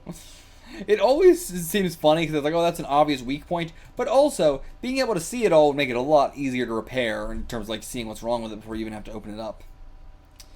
But, it spots us. It's going to go shoot something. But okay, it's just firing its own rocket. But it was very weak. Very, very weak. Yeah, we're just breaking through all of them, and then we just hit it and right into its head, on top of its head, smash its brains open. Jesus Christ. So brutal. Okay. We pass the guard robot into this room, hear a voice coming from upstairs. And upstairs is, okay, just a bunch of sounds coming from all the rooms. Bzz, bzz, bzz, bzz, bzz, ksh, ksh, ksh, ksh. Chirp, chirp, chirp. Bark, bark, bark, bark, bark. Oh no, these are actually all animals. Beep, beep, beep, beep, beep. What the hell is Gooba? Hee hoo ha yo.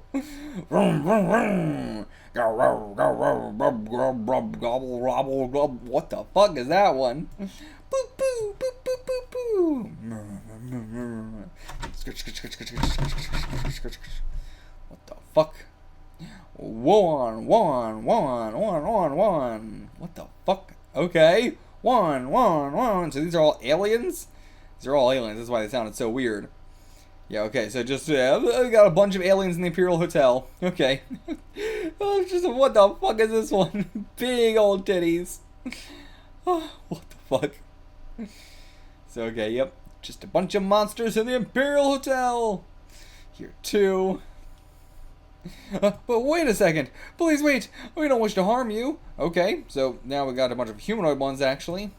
But, okay, where'd all the other monsters go? You're just all a bunch of humanoid people now, but...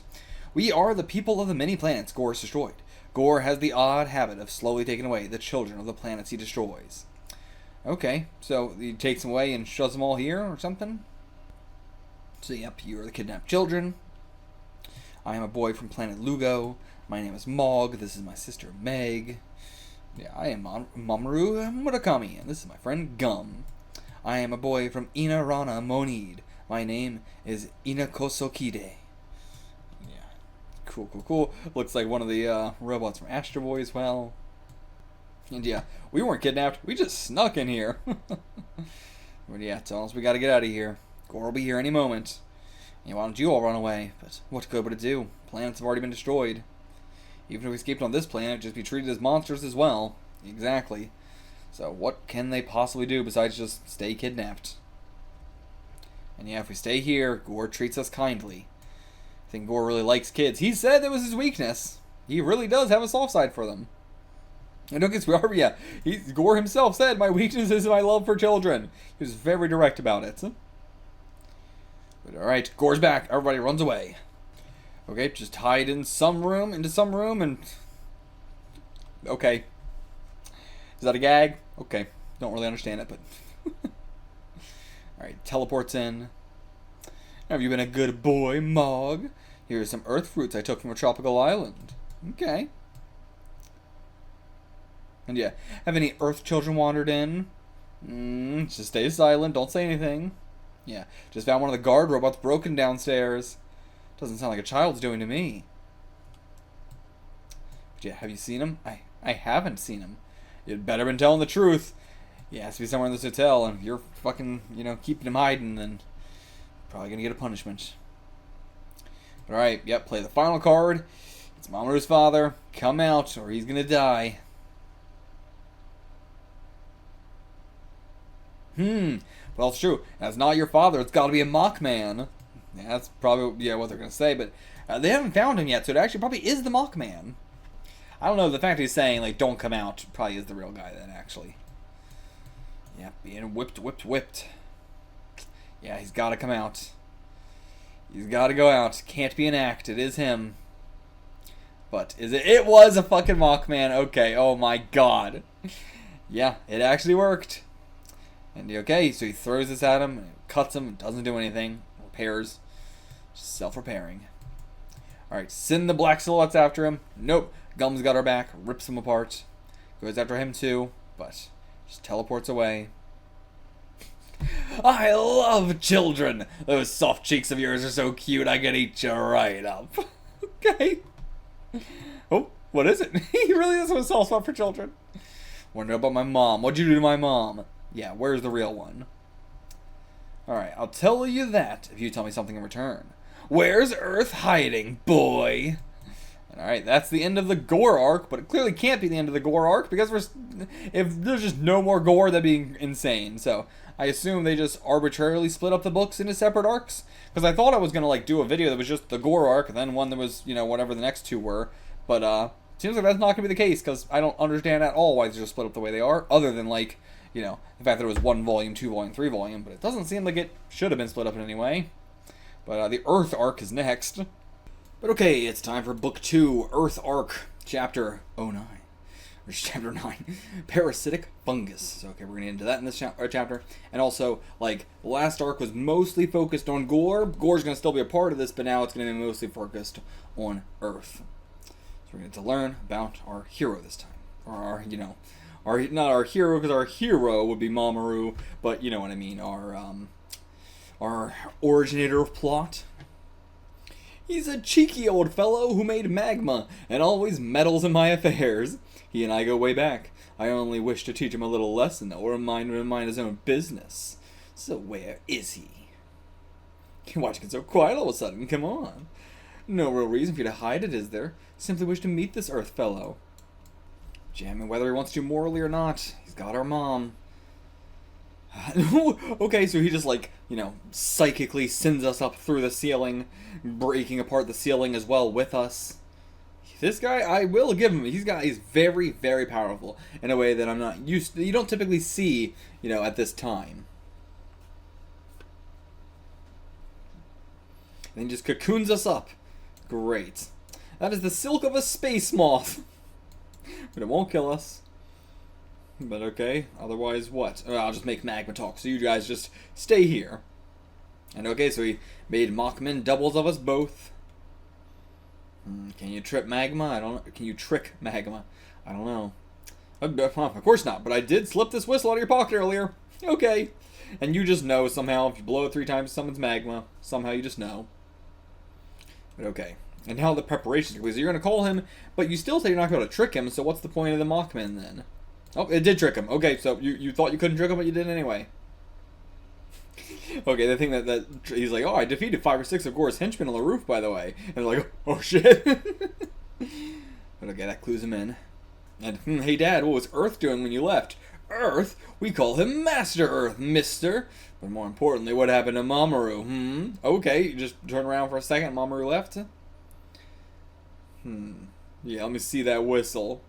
Didn't you blow the whistle? You must have it. Then give it to me. Then who will blow the whistle? And okay, now the whip. But God, this whip is cool. It's a cool, like, design, you know, making it like a pattern like that. Yeah, it was I, Magma. Your whistle is in my hands. I suppose the Mockmen are too inept to be of much use. They seem to, I mean, like, if you just surprise attacked him a little bit sooner, little tiny bit sooner, but instead, actually, yeah, you whipped your fucking, your Mockman and killed him. Instead of trying to surprise attack Magma. That's you being an idiot, not the Mockman. So, okay, he's saying, so, like, him and Earth go way back, but he doesn't really know anything about him or what he is or anything like that. Like, what is he? Is he your master? But you know he made him, so, like, what? Why are you even asking this? What? Master Earth is a very great man you cannot hope to oppose. Oh, I would love to meet him. What? You said you went way back. What? And Mag was just like, I'm sure if you defeated me, you'd be able to meet him. But yeah, that's what he's doing already. So, bringing his whip down into the cocoon cave. How sneaky. What? Who are you? What's your fucking character? Surrender now, or the children will be instantly disassembled on the atomic level. Okay, you see my atomic disassembler gun? Perhaps it would not be such a tragedy for Gum to be disassembled, but wouldn't you feel sorry for poor Mamoru? So you think he's going to be more sorry for a random kid than, you know, not a random kid, but, you know, a kid rather than his own son? What the fuck? Tezuka, what? But okay, just destroys it. Yep, easy peasy, uses his missiles and his heat ray. And now, just swings around, beats the shit out of him. Okay, damn it, shoots some missiles at his ass. Yeah, he's like, how dare you, my child and the guy that I designed my child after. Alright, that seemed, oh, okay, it was just a mock duplicate. Okay, that explains it. So he was too afraid to face us face to face. Okay, hop in, boys, we're out of here. Just bust through the door. Right, we get in Gum. I was gonna say, like, I don't think there was room in his, but so we just have a Gum transform, and then we get in Gum. Right, yeah, we can't really leave. Still gotta find our mom and dad. It's really our main goal right now. But okay, well, I'll take you back down. All right. This is such an interesting story. The fact that, like, we do have, like, you know, they just keep going back to Earth to protect him, or just chilling. I'm not sure why they're not really helping us too much. They should stay here and help us instead of waiting for the whistle. But at the same time, they get here instantaneously from the whistle. But okay, so the Mockmen won't be able to come near us. Magma left us something. Okay, whatever it is. So a bunch of Mockmen try to attack us, and then instead, they just get electrocuted and die. Okay, so he gave us a little, like, electric touch sort of thing. So there's a weak electrical field around the boy. Is it like an item, or what?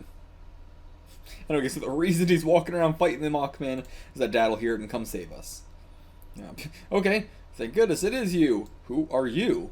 Yeah, looking for our dad. Okay. So yeah, down to the sewer. And it does seem the right way. Okay, yeah, you stinking Mockman. Very sneaky of you to disguise yourself as Mamoru. But I've got proof that you're a fake. What do you mean? And why'd you lead us down here? I guess away from the other Mockmen. So he knocks us into the water, or, you know, into the sewage. Yeah, what's your proof?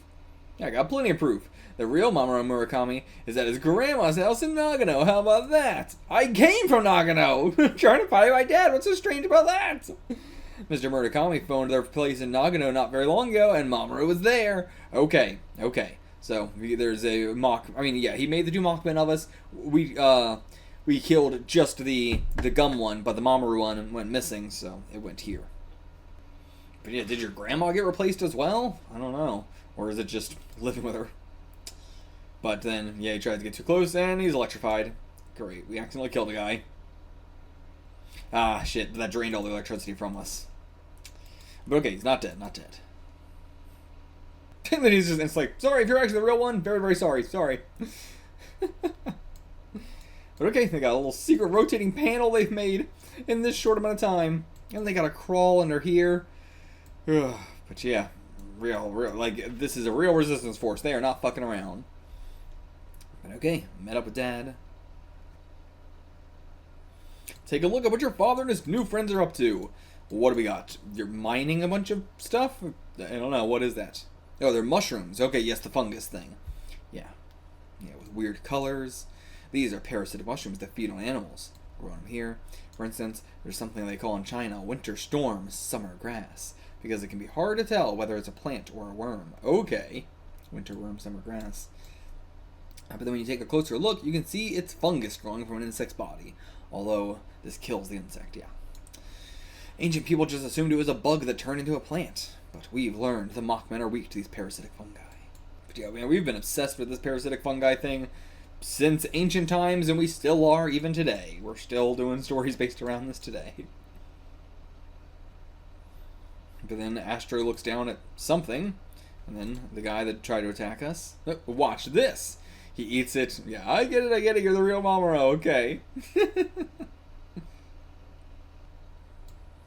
Okay, so we're making the spores into capsules, we can spread all over Tokyo and fight the Mockmen. And, yeah, just calls them to sneeze. Okay, another robot's here. Okay. So they come down often to search for us, but they can't find us because we got very, very well-disguised base. And yeah, they just breathe flames everywhere. Or flamethrowers, maybe. Whew. Yeah. They ain't I mean, Gore's not fucking around either, so I understand why they have to do this. No, thought they passed you by, but then they came back and poof, fire right through it. Fire speech bubble. But yeah, they don't like shout to. I mean, everybody's shouting, so they know we're in here. Briz is fucked. Oh, his speech bubble's still on fire. Your lines are burning. You big exaggerator. Oh my god, this is. This is a good gag. That's a good gag. Alright, yeah, Kool-Aid Man breaks through the wall. But yeah, we've been found out. The base is compromised. Oh, it takes one of the takes one of the mushrooms and it reports on it maybe that like they're growing the mushrooms trying to stop us. Okay, this guy, like it was saying, like, oh, I picked up something that was leaving. Oh, did it drop the 10 yen coin? Did it take my coin? Give me back my 10 yen! He's getting better at the gags in this. The early gags were fucking terrible. But now he's set up in the Parliament building. Okay, he doesn't like the alcohol. Oh god, I can't drink this swill. It tastes like ditch water. But that's the best whiskey in all of England. Oh, okay, just doesn't gonna give a fuck anymore. Okay, so this guy's coming in, bringing in this body that's like all fucked up. It's one of the robot maintenance men. Came on a strange illness because of, yeah. He caught it from some mushroom the robot picked up somewhere, but that's not the same one that we were just dealing with. That's a different one that picked up a mushroom.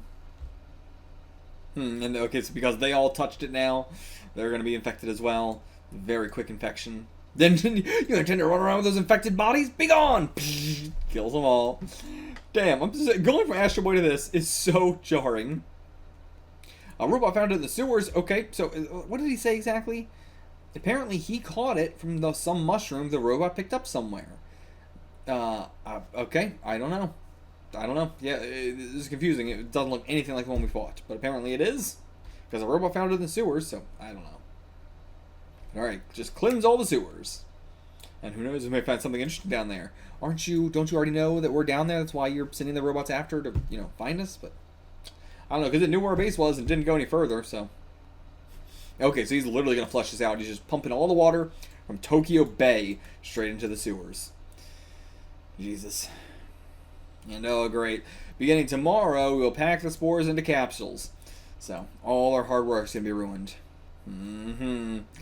Bad news, guys. Bad news. Oh, let's toast to mankind and toast to our coming day of victory. Cheers! Congratulations! Nah, haven't had alcohol in a long time. Yeah, once the Mockmen are wiped out, we'll find Mom then. Yeah, search for her among the survivors, and we'll finally be able to see her again. Ah! And whoosh, water rushing down. Completely flooded out. And washing away all the mushrooms. Alright, stuff all of them you can into your pockets. As long as we got the samples, we can regrow them. God, this is fuck. This sucks. This sucks. Getting separated again. Rushing down these tunnels. God, all the fucking gates opening up, water pouring in every different way. Terrifying. Truly horrifying. This is a nightmare scenario. And they're all spit out into a big old net. So that way they can catch anything that comes out. Yep. Caught some humans with the garbage. Yeah, it was a good plan. Great plan. I'll give Gore that. Alright, they captured 52 of us. Ugh. Alright, what are they going to do with us? Making some kind of drug? Spilling sulfuric acid? Yeah, oh yeah, who the heck is that? That's Gore. That's who he is. But yeah, this is honestly shaping up to, like, part 2, this just chapter alone, I think is better than everything else that we've gotten before this. And okay, so he's just holding us over a pit to kill us. Okay. And then, yeah, so he'll kill us, Mockmen will take your places, but I do not wish to do anything so violent if I can avoid it. You say as you've just been killing people left and right this chapter. So, answer my question, I will release you in your human state. Actually, in the sewer we discovered parasitic mushrooms. And these mushrooms are a little troublesome to my Mockmen, and there are signs they did not grow naturally. Am I correct in assuming you grew them yourselves? Who's going to answer? Any one of you can answer. Alright, Mr. Murakami, surely you know the truth. Alright, no one answers me. You all getting dropped in this pot. one by one, so that way you can hear the screams and maybe one of you'll speak. Ugh. Yeah, where's Mamoru? Where's Mamoru? Okay, he's back down in the sewers. He's scaling a fucking building, a brick wall, somehow. He's gonna escape. Okay, he's got a single mushroom. Only one mushroom left. Okay, so he's just making new bodies, and he's just gonna melt us. So, you know, he has no other plan. Like, he's just gonna kill us all regardless. So, might as well not tell him anything. But you know, that's probably what they're thinking as well. All right, how can you save them in just 3 hours? I mean, just gonna have to use that mushroom to, like, you know, spread it as much as you can. But okay, he's gonna knock this guy out. Damn! Jesus Christ! Killed him with that. Alright, got a letter. To Gore from Magma. Okay, so we're gonna fake a letter. Letter from Magma.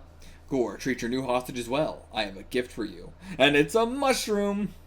But it's not gonna affect him, right? It's just gonna affect the robots? Ah, Gore, I am cultivating parasitic mushrooms. They will infect your Mockmen and kill them. If you attempt to hurt the hostages, I will spread the spores all over Tokyo. As proof, I have enclosed one of these mushrooms. So, okay, we're wasting our one mushroom in order to, like, you know, do a bluff here. Damn. Okay, and he's gonna go along with it. Good, good, good. Okay, that worked out very well. Great plan, Mamoru. Great plan. And now, Book 2, Earth Arc, Chapter 10. The encounter between Gore and Earth. Okay, the first, like, yeah, he's never met him before, even though they go way back, so. Okay, what is going on? Like, okay, so, you know, they're all flying here to the island, and then, you know, they're like, oh, there's something around the volcanic island. Then they're like, come out, Magma. You cannot escape. We've been surrounded with 3,000 ships. Really cool designed ships, just like his whip. But, what does he mean? What do you mean, come out? Like, we're up in the sky. Did we go inside the volcano or something, and now over here we're supposed to be inside the volcano? I guess so. But either way, okay, they're just commencing their attack on the volcano itself. So, okay, so, like, when they say come out, I guess they mean, like, they say they have us surrounded, so they must think we're in there, but we're not actually in there. We're just, like, above it. Okay, yeah, so that is what's going on. But yeah, so they are just going to destroy the base outright, so that way we can't use it. And okay, Magma showed himself. Whoa! And just tears right through him, sends endless missiles at him. Boom, boom, boom, boom, boom, boom, boom, boom, boom. But yeah, they got a ton of numbers, infinite numbers. And yeah, I hope Master Earth will just ignore it and stay hidden, but I don't know. Oh, new ship here? Oh, it's alive or something? It is I, Gore! Okay, as a matter of etiquette, I came in the same style as yourself. Cool, thank you. But more is like a bomber.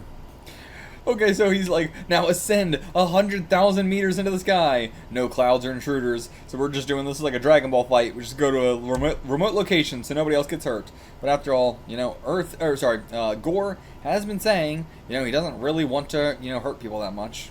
You know, he's using violence, he's killing people, but he's saying he doesn't want to do it as much as he is. Also very Sting-like design.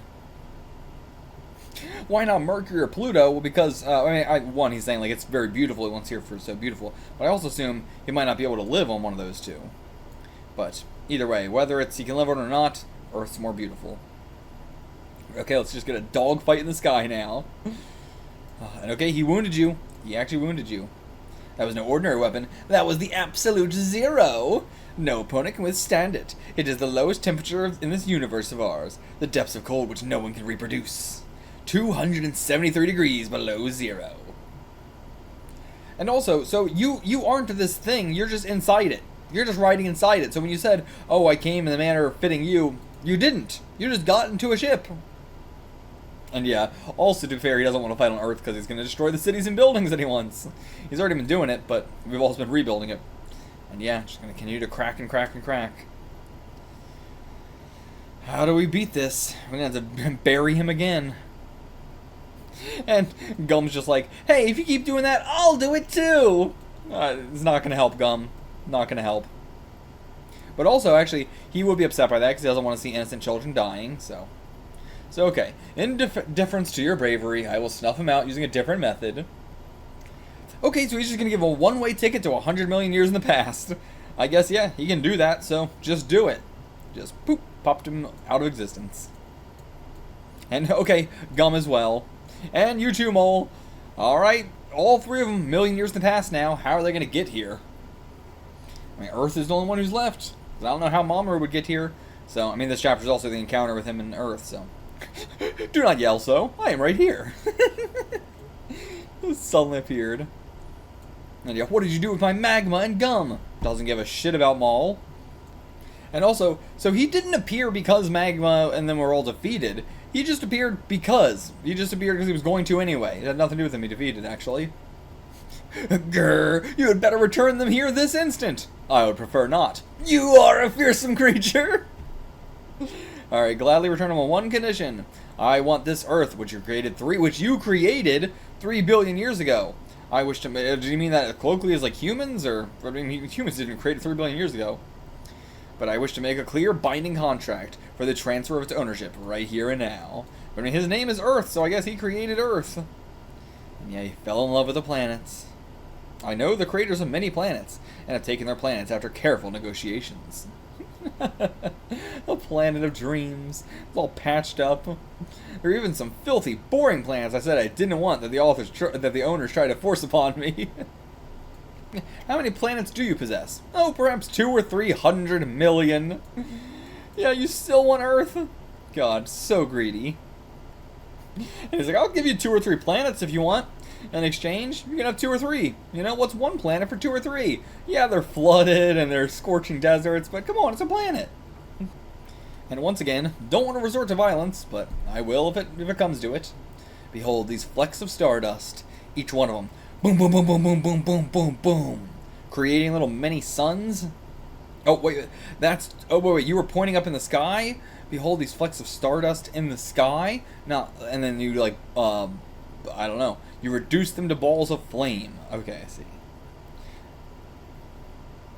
Are these the planets you burned? Behold! Just hold them in the pocket of my hand. Oh my god. Burning these mere world scraps will get you nowhere, Gore. Okay, they're just little scraps. But alright, what? Look at the sun? I shall cloak the very sun with dark gas. Gas of darkness, and shroud the star which shines upon this world. We're now sent into inky blackness. And the Earth has dropped to 50 below zero in the blink of an eye. Jesus, that's terrifying, actually. The dark gas was created by none other than me 1 billion years ago, spreading throughout space myself, and only I can move it. How do you like that? I like these two are just showing off. Only you? I got a gas of my own. Though it's still a prototype, this is all I have.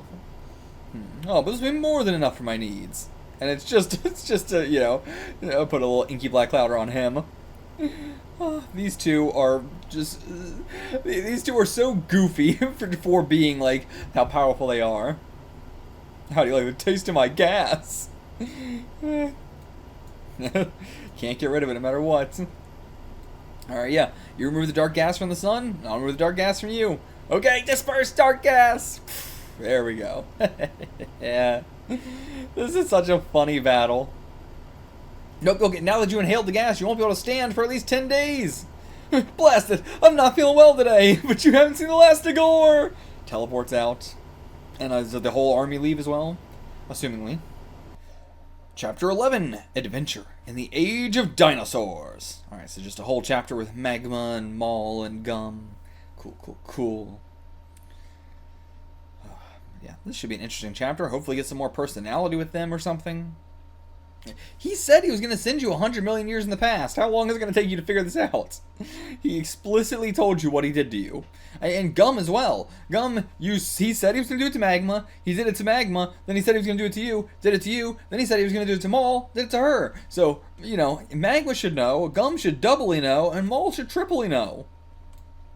Come to think of it, Mamoru did once say Gore sent it to prehistoric times as well. Told you too, you should just know this, period. But man, his dinosaurs look so lame now. I was so into the Astro Boy, but here they're very lame. And okay, tries to bite him, just blows his head off, or blows his neck off rather.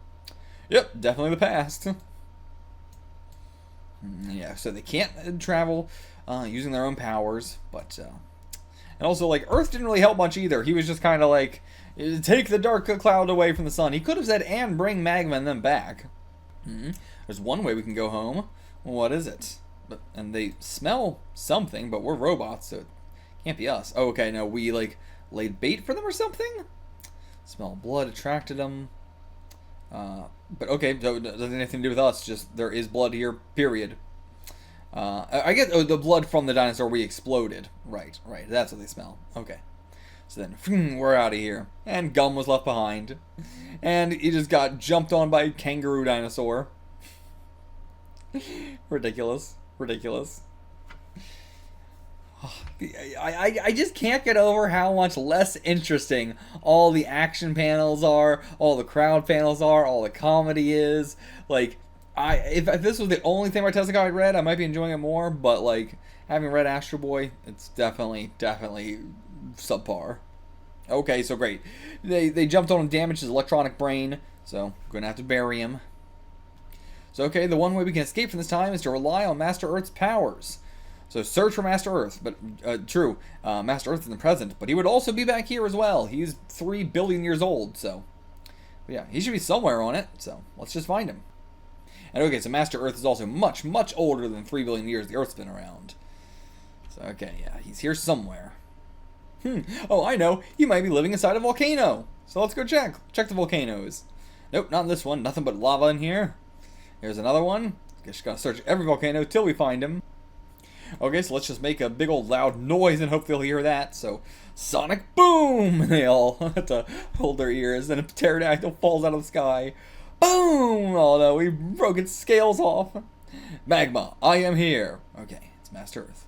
And so, did he already create Magma at this time? I don't think so, but he just, like, knows of his future creation? Somehow.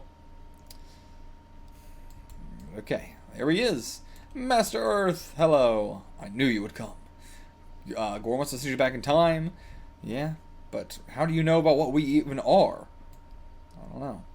But, okay, what is he doing? He checks on him and then jumps on him or something? The one you see before you is a fake. Do not let down your guard. Oh, okay. Oh, no, that Master Earth. Oh, my gum. But okay, so this one's a fake Master Earth. Okay. So he sent a Mockman into the past as well. Makes sense.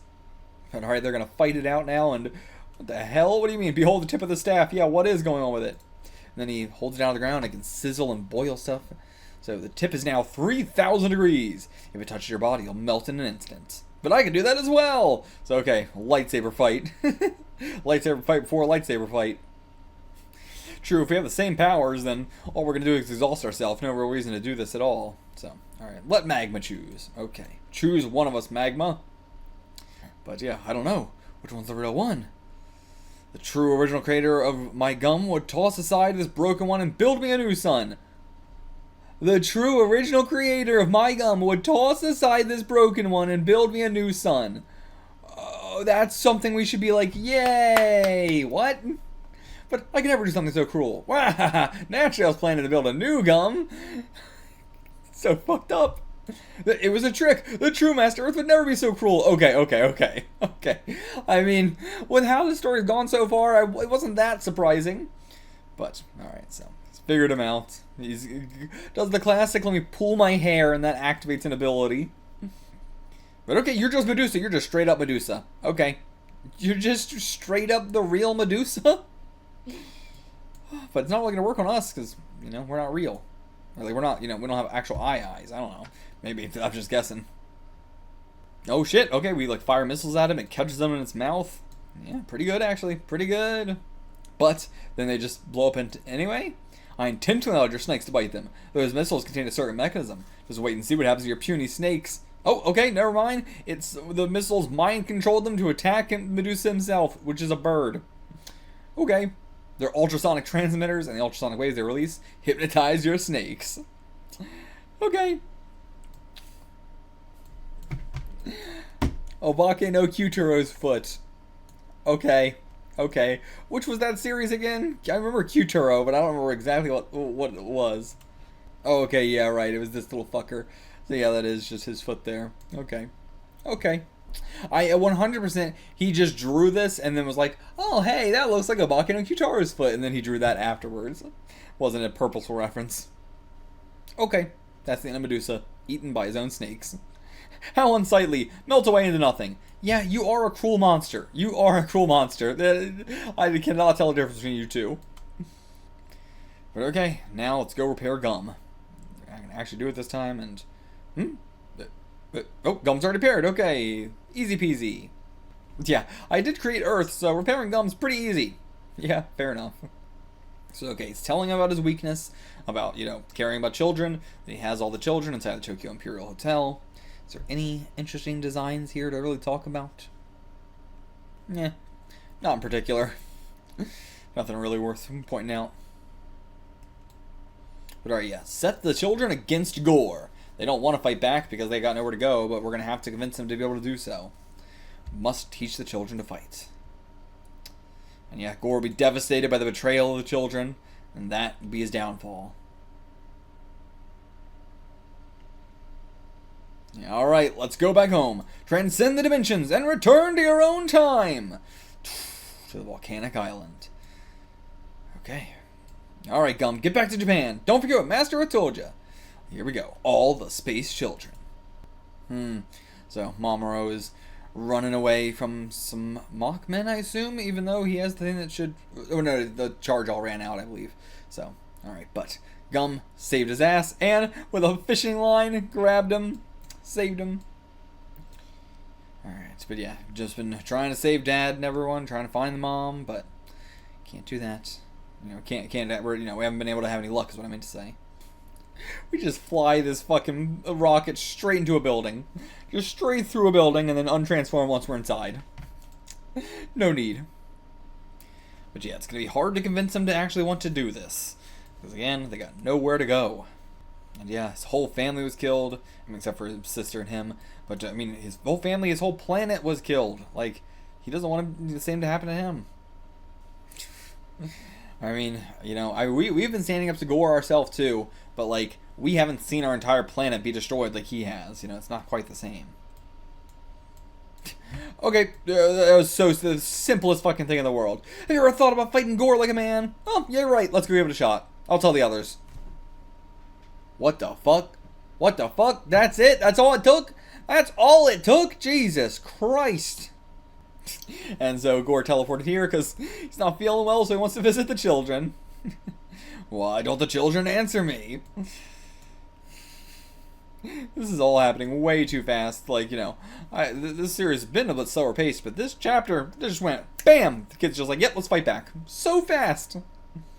Okay, they're not opening the doors, so he busts his way through, and, Mamoru! Yeah, you're the one who stoked this children's strike. It probably would have been better if we didn't show ourselves, or he didn't, you know, he busted into our room, so we had no way of knowing, but, like, you know, if he didn't see us, this probably would have worked a lot better. But alright, we're just, like, trying to abandon the plan and run out of here.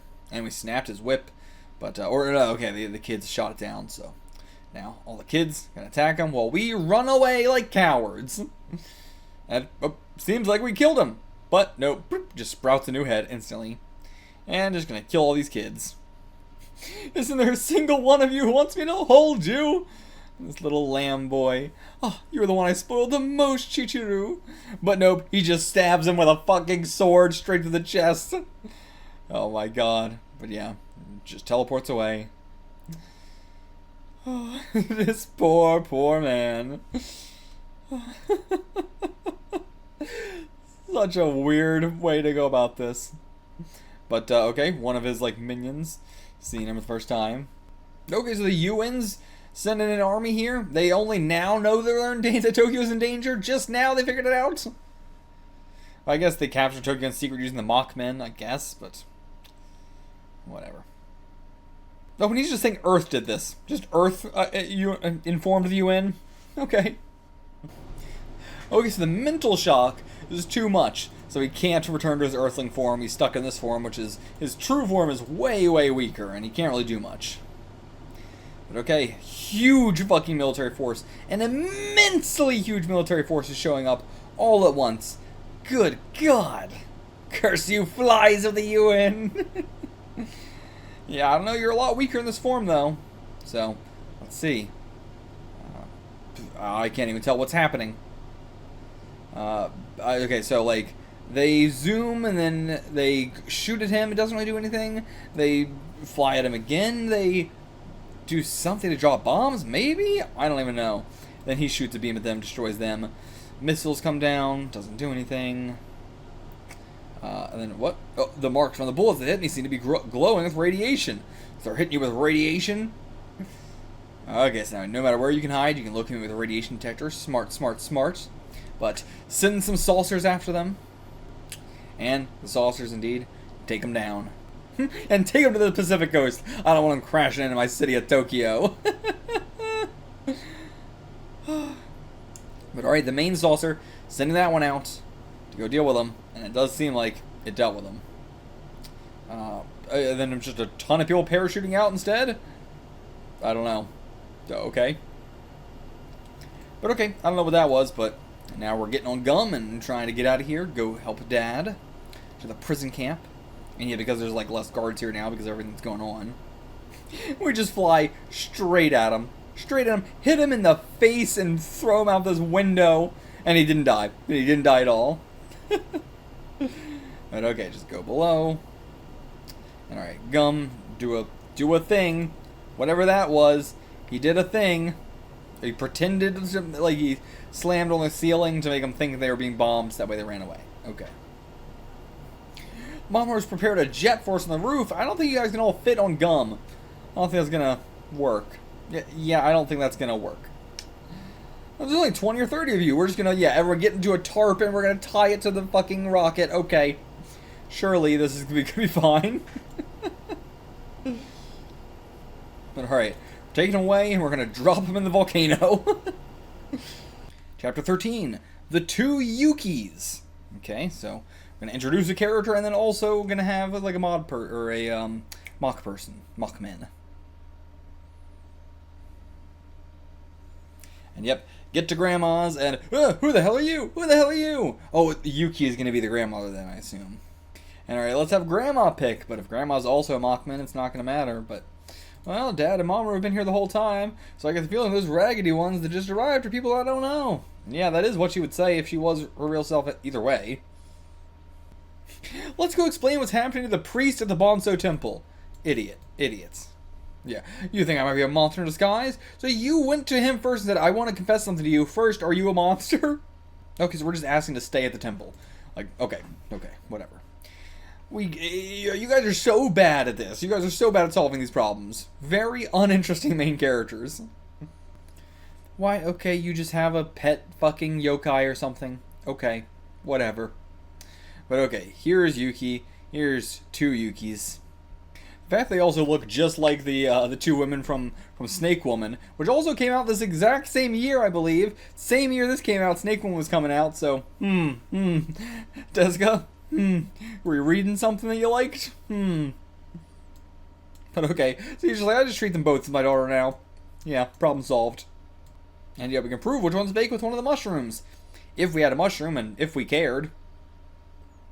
And yeah, of course, he's against it. He's like, I just told you I treat them both as my daughter. And you're like, well, I can prove that you should kill one of them.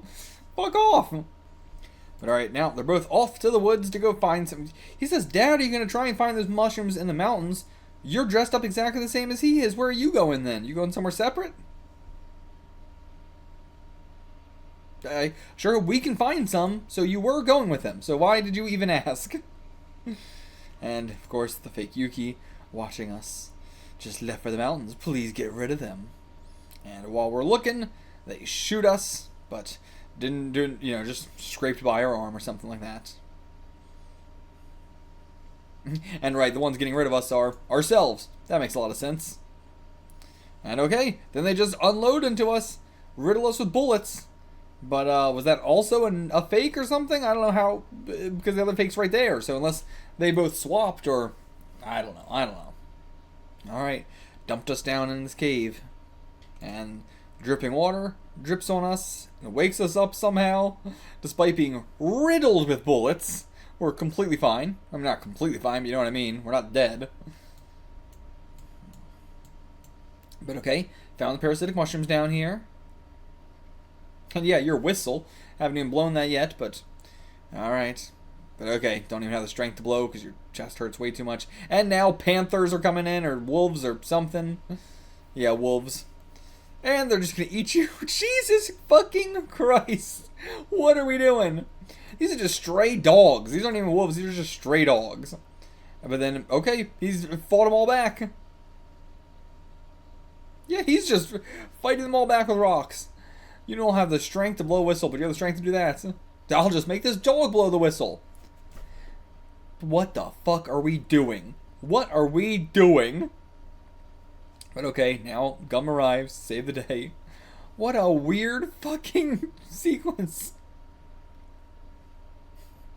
And as he's got his back to him, overlooking the cliff, goes to push him, but if they found out we came to the mountains to look for parasitic fungi, they'd definitely follow and try and kill us, right? So be careful, they could be right behind us. Sure could! Pushes him, but he saves himself. And now he's just gonna beat him with a rock! They love the rocks. But before he can, Gum comes in here, knocks him off the cliff, saves his life. But also, the other, Murakami, is just gonna kill him anyway. But not if Gum can just turn around and shoot his ass. That works too.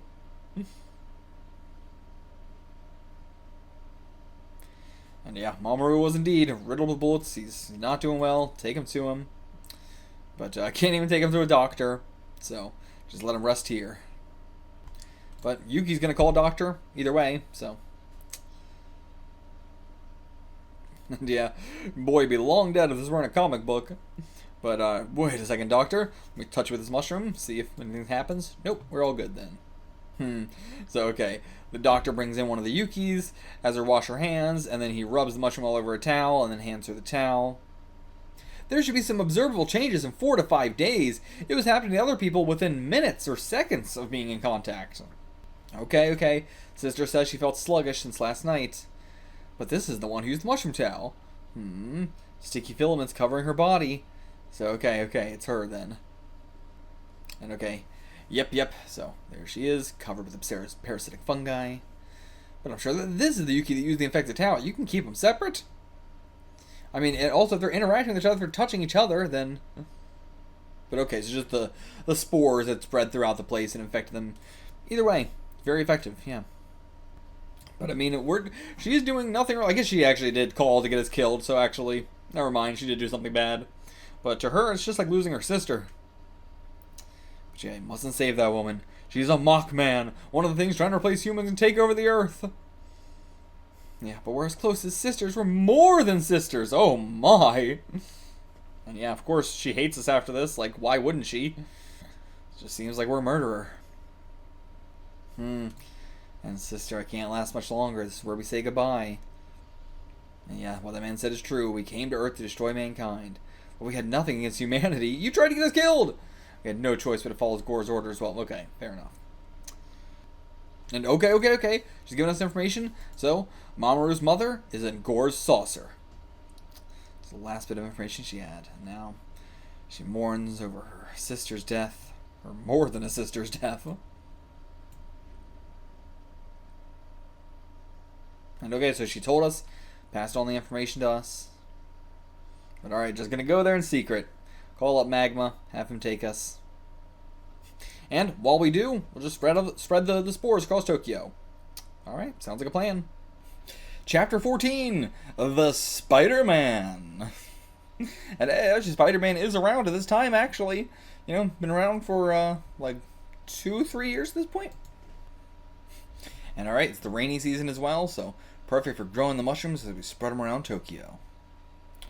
And yeah, nobody's out. But, there's not a lot of people left in Tokyo to begin with, so most are like, even if we kill off all the Mockmen, the vast majority of Tokyo is dead. They've been killed by them, so we're also just gonna have to do some like replacement in general of people. Like, we're gonna have to get a lot of immigration in here because, good God, we lost the vast majority of our people.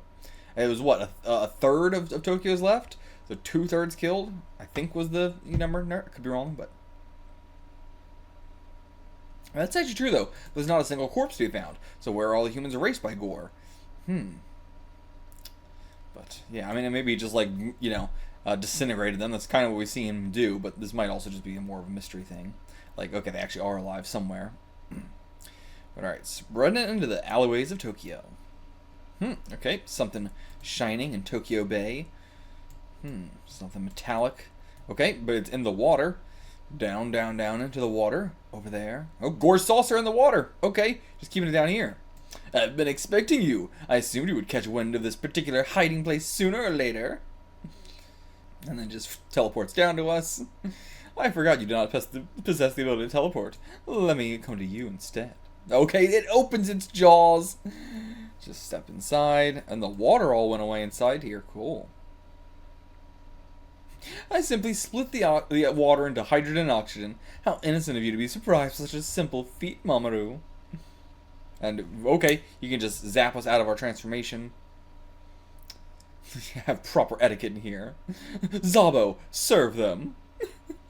That is my servant, a Spider-Man brought from the Pleiades cluster. Okay, he does look like Spider-Man.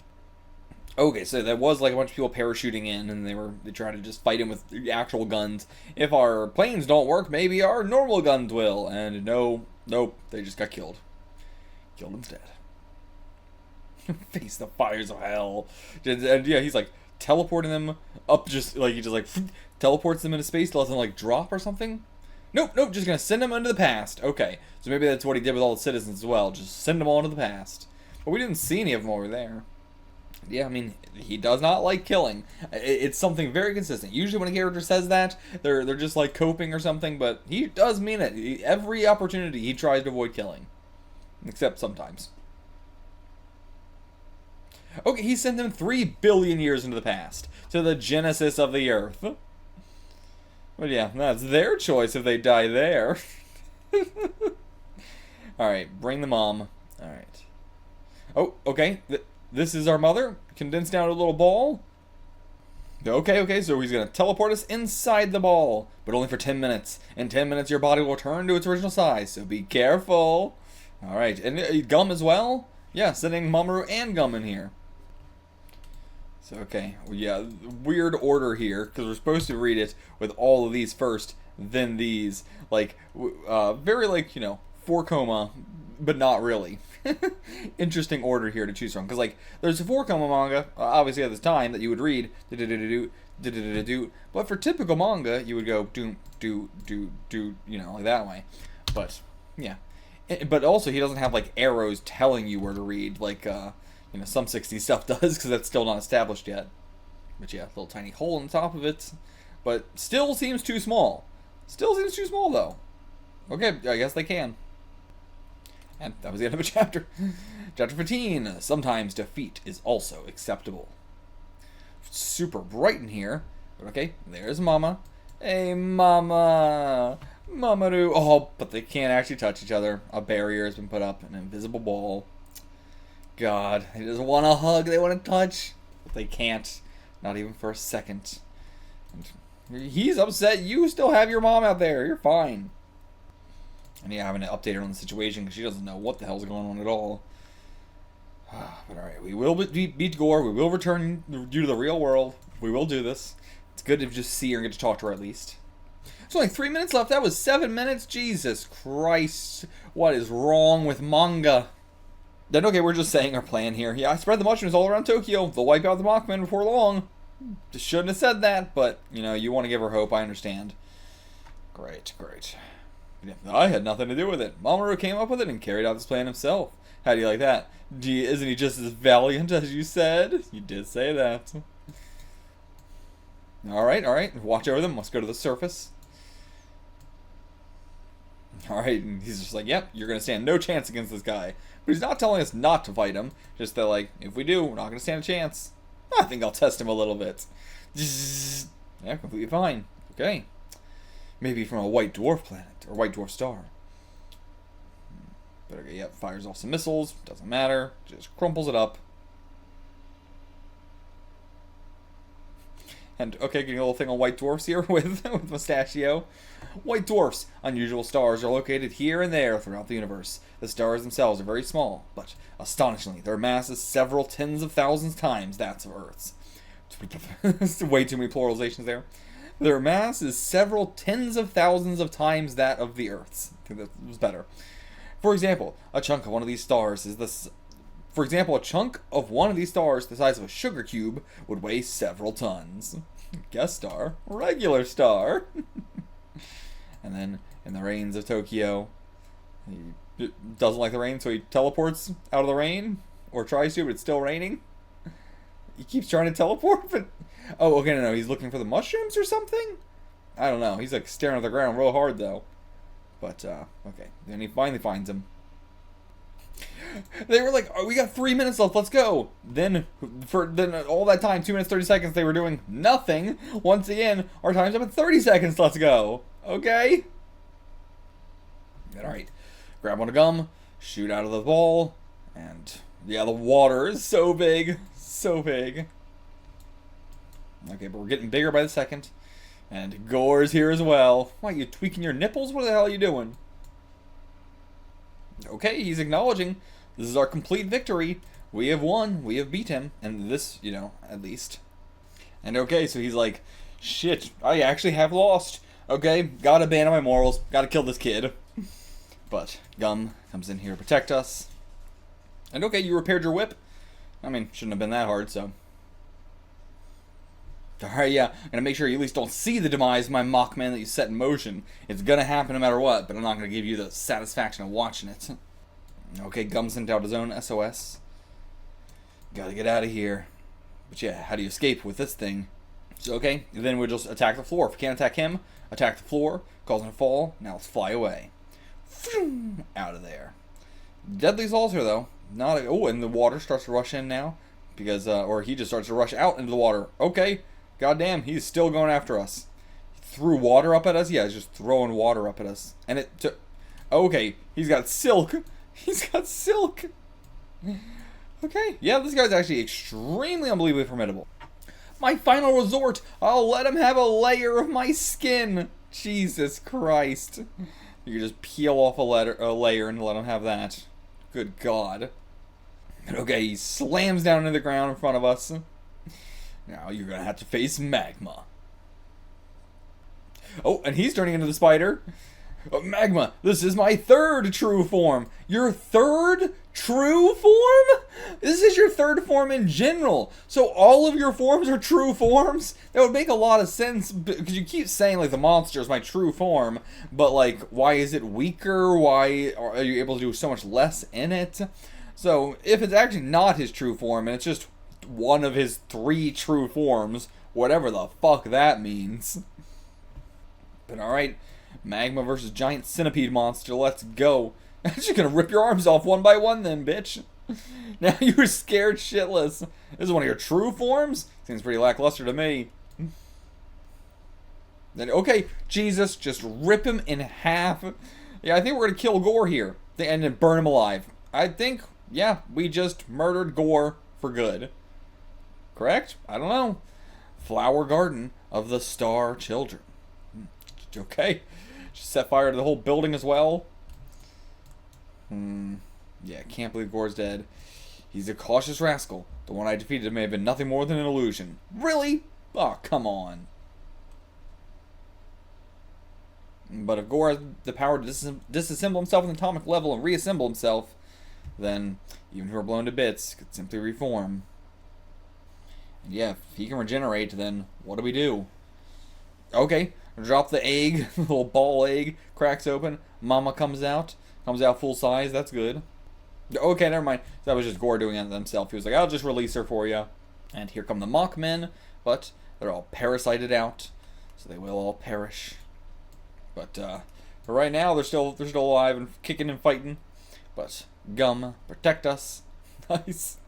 Just ripping through them all. A lot of corpses. Ugh. Just fungus corpses everywhere now in Tokyo. Yikes, yikes, yikes. And yeah, most of the people in Tokyo were just Mockmen. I feel like I'm losing my mind. Sure, we're not the only true humans left in Japan? No, you're not. We're 100% genuine, bona fide humans. Plus, we're citizens of Tokyo. The graves! Oh, okay, they all hid under their fucking gravestones. Alright, cool idea. I mean, we saw you burned alive, Mustachio. I don't know what the fuck happened there. We saw you burned alive. But alright, we did it.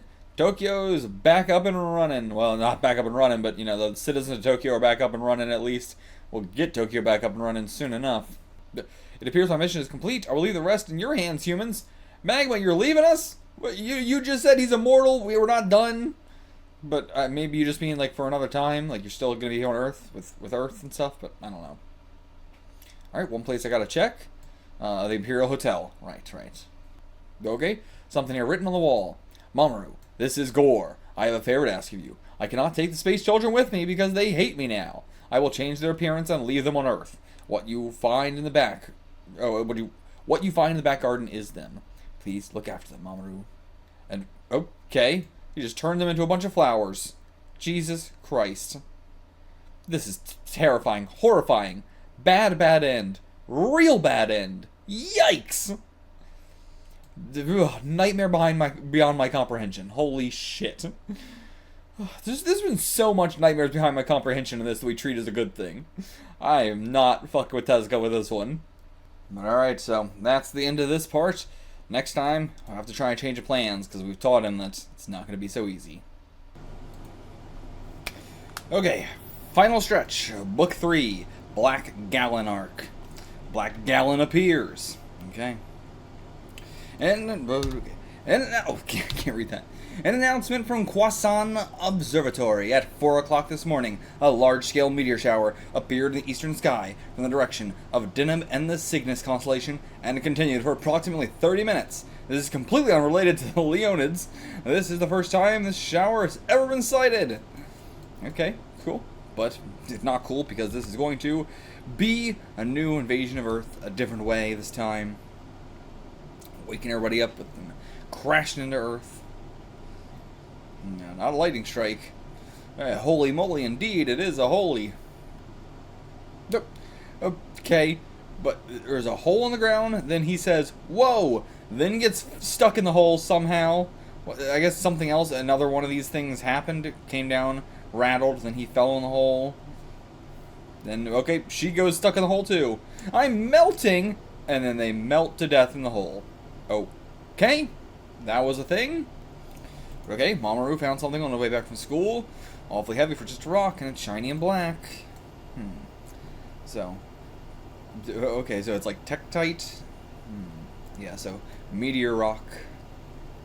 And then at night, it moves over to the ground, creates a hole in the ground. Oh no, I thought it was going to, but it's just digging along the ground. Goes outside to the ground. Keeps going, keeps going. Keeps going. And then the mineral fragments which fell upon Japan, like meteorites, all inch their way towards a single spot. They all go up a mountain.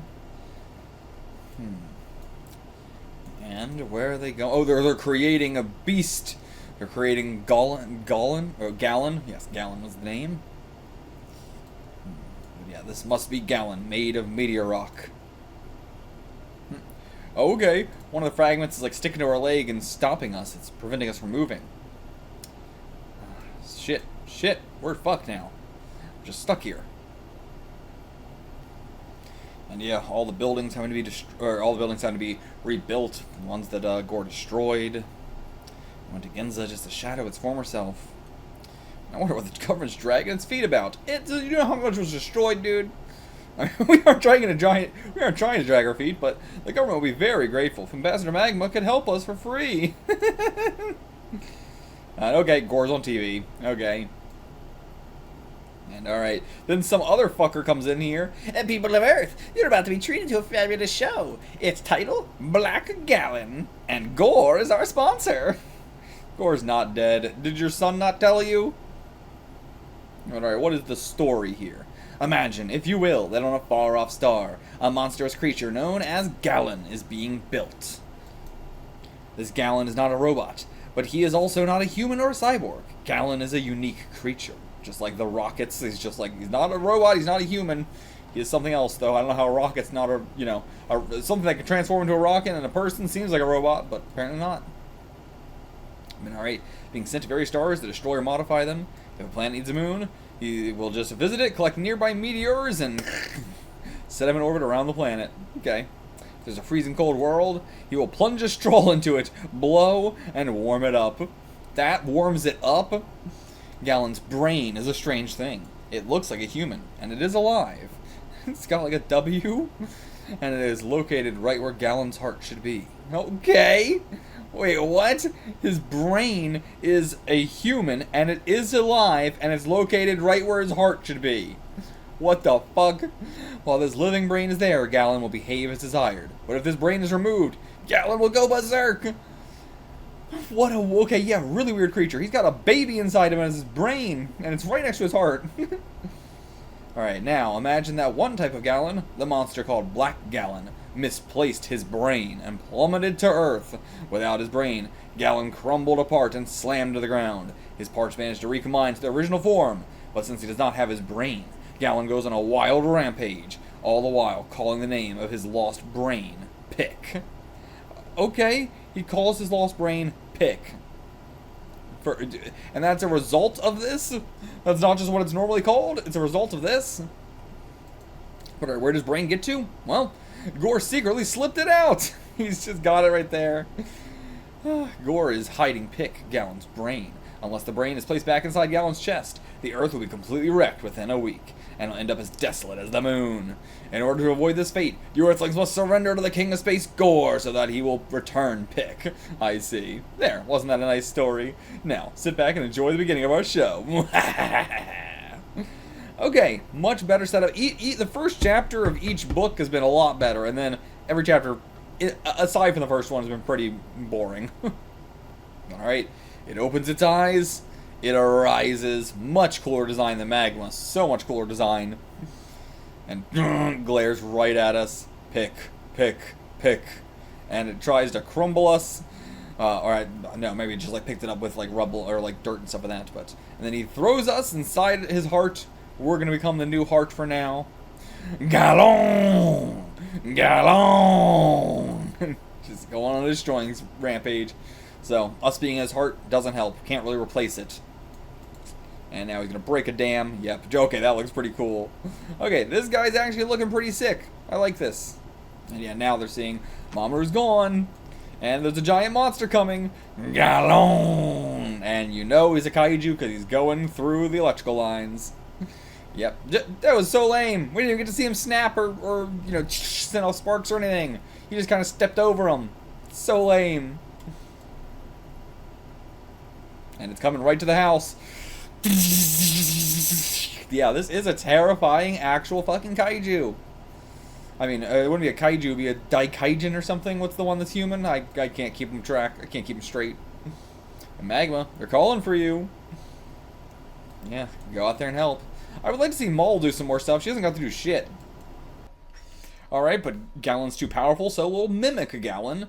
What do you mean? Indeed, like so. And then reform them up. Go, Magma! Turn into small fragments and fly to Japan! And spring a surprise attack neither Gore nor Gallon will expect. Okay. I don't see how this is better.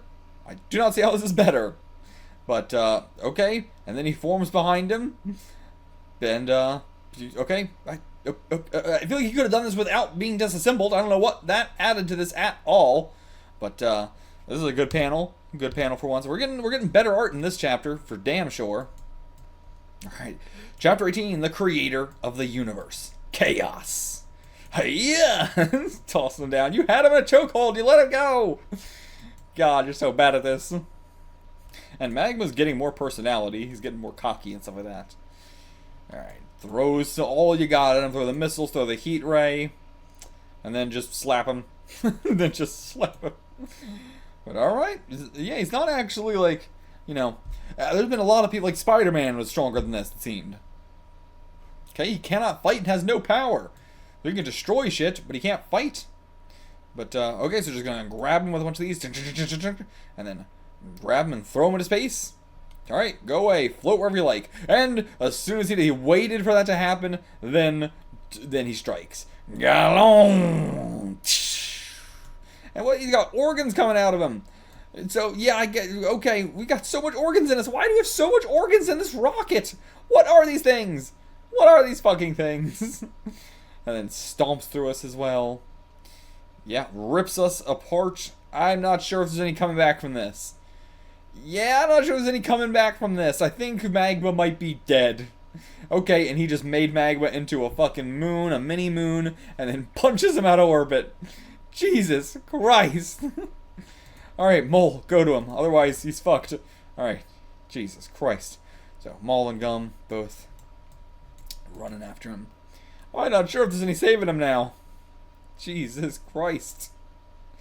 Okay, so release a bunch of these suction cup things. The whole they were vacuums, but we're gonna pull them apart. Oh, great, the fucking saucer. It's floating out here invisibly. Let's sink it. Sink it in space. But okay, yeah, just leave, just pull it back. And okay, contacting Earth. Okay, if you're dead set on stealing the planet, I'll have the Great Chaos judge the matter. The one who sits above us and everything else in the universe. Surely you know him as well. But Chaos does not frighten me. Alright, then come with me to see the Great Chaos. He will decide who in the end is right and wrong. Alright, let's meet at Chaos's realm. Tomorrow at noon. I don't know why I'm saying, like, it's the person who's above us both, who's the greatest in all the universe. Also, he knows what noon is. But alright, we have returned, and I'm glad Maul got to do something just as I was saying. She didn't do anything. Okay, it's going to take a full year to repair him. Jesus, you could make gum within seconds, but it's going to take you a full year to repair this? Jesus. I mean, as he said, his internal organs were destroyed as well. Alright, only one way to save him. Gum, I got a favor to ask. I have a showdown with Gore tomorrow at noon in the Great Chaos's realm. I will detain him there, so while we're away, will you sneak into Gore's saucer? Okay. I mean, but what about Spider-Man? What about Spider-Man? I am certain Gore is hiding Black Gallon's stolen brain pick in his own saucer. If you're able to sneak it out and place it back inside Gallon, I don't know how we can sneak into this thing. Okay, he hasn't told them about Chaos, so good chance for us to learn about it as well. 10 billion years ago, the universe was nothing more than a chaotic space. In that space, first, there was light. This light was a single, enormous atom. This we call the primeval atom. The diameter of the primeval atom was approximately 15 kilometers. God damn, that's a big atom! The primeval atom wasn't hot in the beginning, but as it grew larger, it began to heat up. And then, boom! It does a big bang, then it began to break into many, many fragments. These fragments scattered in every direction into space. As they scattered, they split into smaller fragments. At length, the fragments were reduced to only around 0.0000001 centimeters in size. These fragments are our current atoms. And these atoms are still scattered throughout the universe. Using them, we created the many planets in space, including Earth. It was the Great Chaos who created the primeval atom. Then, the Great Chaos is even greater than you. Very great. He created our entire universe. But yeah, Gore is a devious fellow, but he is terrified of the Great Chaos. Alright, the rest in your hands. Bye-bye. Core Servetto. And to the Chaos Realm. There's no time, except at noon. The only time is noon. No distance, no sound, no color, and no smell. There's only light. The no sound. Instantly. Is that you, Earth? And okay, Gore's already arrived. He arrived early because there is time.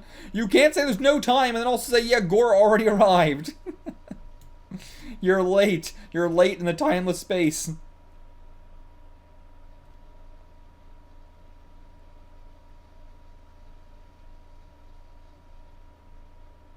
Alright. I love how much he's sweating and panicking over this. Like, hey, I created this planet. It's my name. And now he's trying to take it. What do you have to say for yourself, Gore? There was once a child who made a sandcastle at the beach. Then another child arrived and wished to play with the sandcastle. But the first child said, "This is my sand," and made the second child angry. "You may have made the castle, but the sand is not yours. It belongs to everyone," he said. Great Chaos! I will readily admit that the Earth created that Earth created the planet that shares his name, but it does not belong to him alone, because Earth created it using... Yes, every time I say Earth, I'm talking about the planet, I'm talking about him. Because Earth created it using the atoms that already existed throughout the universe. Those atoms do not belong to Earth. Anyone is free to use them. Oh, that is Gore's argument.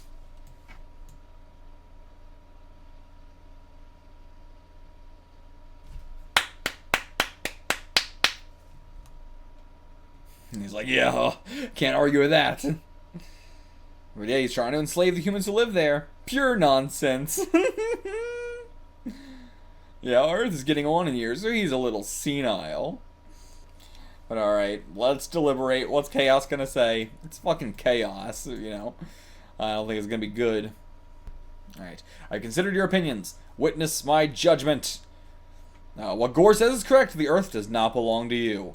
Okay, okay. Why you just got fucking Odin here? Why are you eating Odin right now?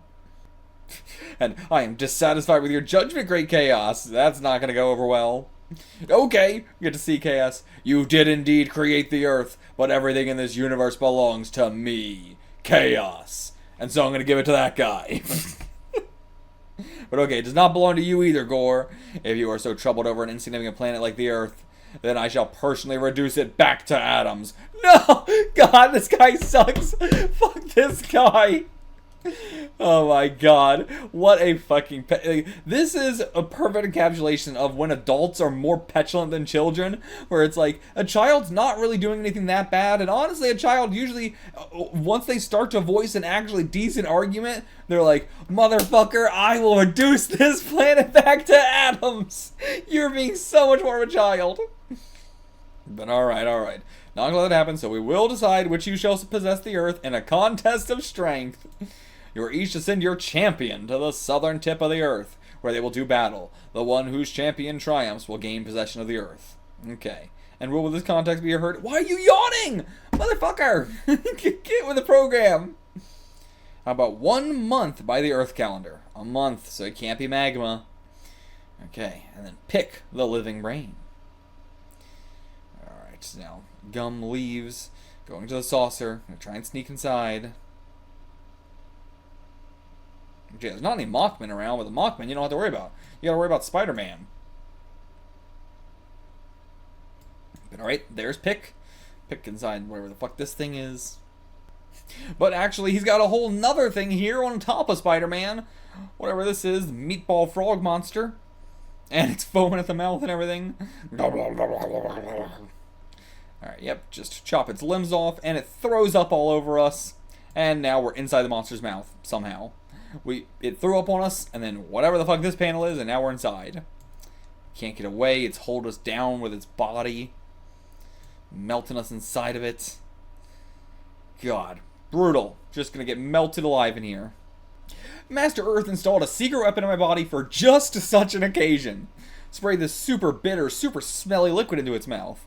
Alright, let me throw up again. There we go. Now we're out of it, and unmelted somehow. Also, we unmelted somehow.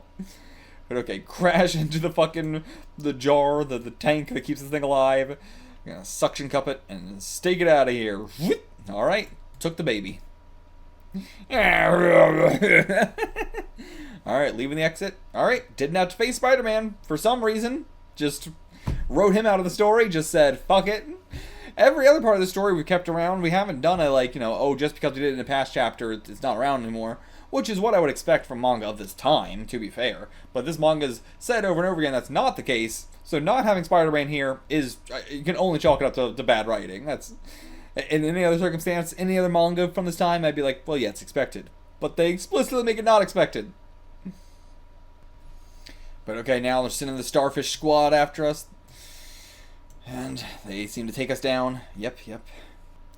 And alright, they know exactly where we're going. We're going to the Murakami home. They know.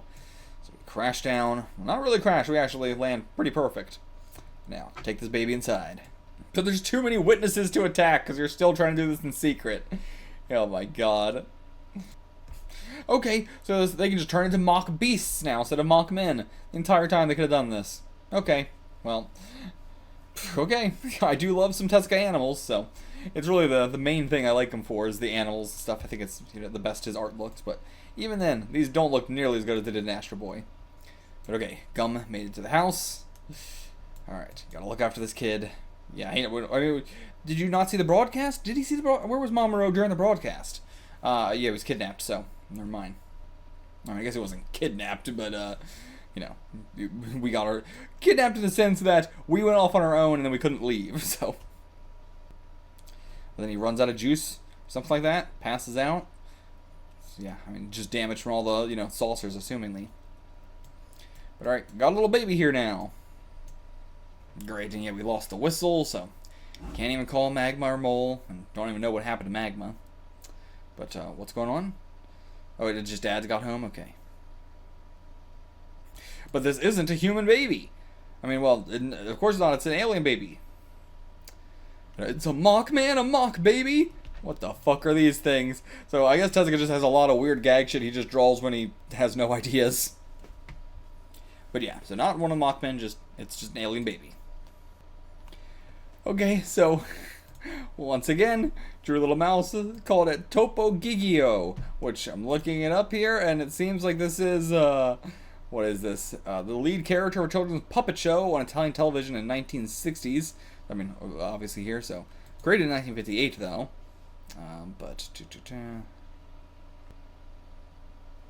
But okay, so he was on the Ed Sullivan Show in 1963. That brought him worldwide popularity. So that's probably where Tezuka heard of him as well. Maybe Tezuka read the comics and stuff like that, but assumingly based on the fact this is 1965, this is coming out, or 64, either way. So yeah, he definitely probably knew him from the Ed Sullivan Show. I mean, I don't know. Would Tezuka watch the Ed Sullivan Show? I don't know. But I mean, to be fair, you don't really need to understand the language to know that the puppet's cool. You know, if it's just a cool puppet, then it's just a cool puppet. But alright, it's time for the mock beasts to invade. And what the fuck is this? Who the hell are you? He's got a face on the front and back of him. And he's just trying to make a clay pick to fucking distract him. But yeah, you're in an awfully good mood. Earth is practically mine already. I just gotta win a battle of strength. So you do have a bunch of Mockmen in here. Gun was like, oh, there shouldn't be any Mockmen in there. Apparently still does. Still has a bunch of them. Unless these are also just a bunch of aliens we didn't fight or didn't see for some reason. There's a lot of people here in this saucer that we didn't see. And yeah, like, Magma's damage and stuff like that, so he's not going to be the champion. But even if he was, we got Pick, so it's all good, right? Wah, wah, wah. And then we just, okay, cut back to this. Gum is returning. Oh no, Maul's returning. Couldn't locate Gum. But okay, just gonna repair Magma as well as I can in a single month. Do what he can. Alright, now to the Antarctic Ocean. 63 degrees south. And Gallon is going there to just wait for a month, assumingly. Which, I'm not sure, maybe a month's already passed, because he should be brainless and stuff like that, so how are you even going to get him here and make him do this fight? Oh, these poor penguins. But alright, people of Earth, this is Gore! Long time no see. I am here today to make a very special announcement. In only 10 days, you'll be treated to a glorious show on the Antarctic continent. The fiercest creature in space, Black Gallon, and the greatest colossus on Earth, Ambassador Magma, okay, that's the first time we're getting that, are gonna face off in solo combat. I mean, what part of him is an ambassador? What the fuck? Admission is free of charge. You're all welcome to attend. I mean, it's gonna be hard to attend in fucking Antarctica. And the winner of this battle will rule the Earth. It's a battle with the fate of the Earth in the balance. But okay, he's repairing him pretty well. Everything's coming along well. Alright, let's run a test. Magma, bathe in your namesake. So it pours magma all over him. Bask in the breath of the earth. Incubate with its warmth and rise again with vigor. Vroom. New, but not improved. Way less improved. Way, you know, as he said, it's going to be a lot worse. But, and okay, doing some test flights. Looking pretty good. Now take this. Dodges it all. He's in pretty good condition. Pretty decent condition. But, you know, he's not his normal self. Okay, trying to teach us how to do a speed jump. Breaks a nail. That is the kind of blunder that will follow you if you panic. Do you understand? Mm-hmm. Alright, now off we go to the Antarctic. It's time for the fight. And okay, Maul's going as well. Oh, nope, never mind. I want you to search for Gum once more. Okay. Yeah, gotta go find Pick. Where is Pick? Okay, setting up for the final battle. Okay, Chapter 20, the fight of the century. Black Gallon waits for his opponent. And yes, he hasn't budged an inch since he got here, so I'm not sure what the fuck's going on with him. Because without picking his heart, he should be going berserk and rampaging everything. But it seems like he's being controlled. Like, the fact that he is able to, you know, like, the fact that, that Gore was able to just, like, tell him to wait here doesn't make any fucking sense. And a lot of people did come to Antarctica, apparently. Tons of people here in Antarctica. This is the Antarctic Captain Melville. This is the Antarctic Captain Melville Land Relay Base. The day of the showdown of the century between Ambassador Magma and Black Gallon, upon which the fate of the Earth hangs, is finally here. If Ambassador Magma is defeated, then mankind, and indeed the entire planet, will fall under control of the wicked Gore. One, how did they find out about Ambassador Magma? I guess, did Gore say Ambassador Magma, maybe? But also, why the fuck are we calling him Ambassador Magma? Ambassador Magma might be the worst name for this goddamn manga. Makes no sense. And then we just got everybody worrying over Magma. When's Magma gonna come? Magma, Magma, Magma. Everybody waiting, even the penguins waiting. Alright, all countries are to open fire on Black Gallon. It's just all countries. Alright, nope, no chance of victory, but I'd rather die fighting than simply hand the world over to that rotten Gore. Alright, I recognize that sound. That's Gore's ship. And yeah, seems like Black Gallon is just won by default. He didn't even show up. But we still got 3 minutes. But okay, yeah, the noise is just Gallon going, Gallon, Gallon, Gallon. Okay, and they're just like, oh, fuck it. Let's just fire. Just fire our missiles. Who cares? There's everybody here. But okay, good on Gore. He actually melted them. Saved the humans from killing themselves. And some, you know, Japanese military leader trying to do seppuku with a fork. But alright, he's here. Magma has arrived. Alright, we actually had a minute to spare. It's actually, you know, normally you get there in the nick of time, but he had I mean, this is still the nick of time, but you get what I mean. Normally you have like 1 second left or something, but okay, and then it just disassembles itself, reassembles itself behind him, so that's something he can just do. We were saying that was, you know, he, you know, broke apart because he entered Earth's atmosphere, but nope, never mind, retconning that. Alright, punched off one of his antennae. Okay, the fight's not even begun yet, and he's already attacked him. The fight began 10 seconds ago. What do you mean? How did it begin 10 seconds ago? We still got a full minute left. But, assumingly, Chaos is not going to give a shit whether he cheats or not. So, okay, there we go. Took his head off, but, yeah, just reforms. Okay, never mind, never mind. Alright, tries to hit us with lightning, but we just dodge it. And cut off his arms, but just reforms himself, or breaks apart, actually, then shoves us underwater, then reforms around us. We toss him out the water, shoot some missiles at him, but he just reforms. We keep reforming and reforming and reforming. So okay, now they're just standing there for 10 minutes staring at each other. And now Gore's realizing, wait a second, that's not Pick. That's not Pick at all. Is he gonna find out who it was? Did you know who Pick, or did you know Pick was replaced with Clay Doll? You were behind it, he didn't even say anything, but okay. But okay, you're gonna get fucking reamed, buddy. Alright, kills him easily. Spare me! Nope, psh, kills. It really is, you know, he said, I've said over and over again, he doesn't like violence, and I've tried to justify it and everything like that, but I guess it is true. He doesn't like violence against humans. That's what he said. Specifically, he doesn't like violence against humans. Violence against any other alien he doesn't give a fuck about, including his own men, but humans specifically is his weakness. For some reason, because he didn't know about us until just now, but we're his weakness. Now, back to Mamoru. All the mock beasts trying to get to the baby. They're all just staring at the baby, but not doing anything. And then now they transform into even greater beasts. But how do we do this without any... Okay, yeah, Dad's with his gun. Can you do anything? Oh, you had a rifle, and then now you have a pistol. What? What? What the fuck? What the fuck? Tezuka, come on. My god. But yeah, gun's not working, and the baby is being stolen. Well, wasn't really shit we could do. We didn't really have a way to fight. Okay, now he's got the rifle again. Tezuka! Pick one!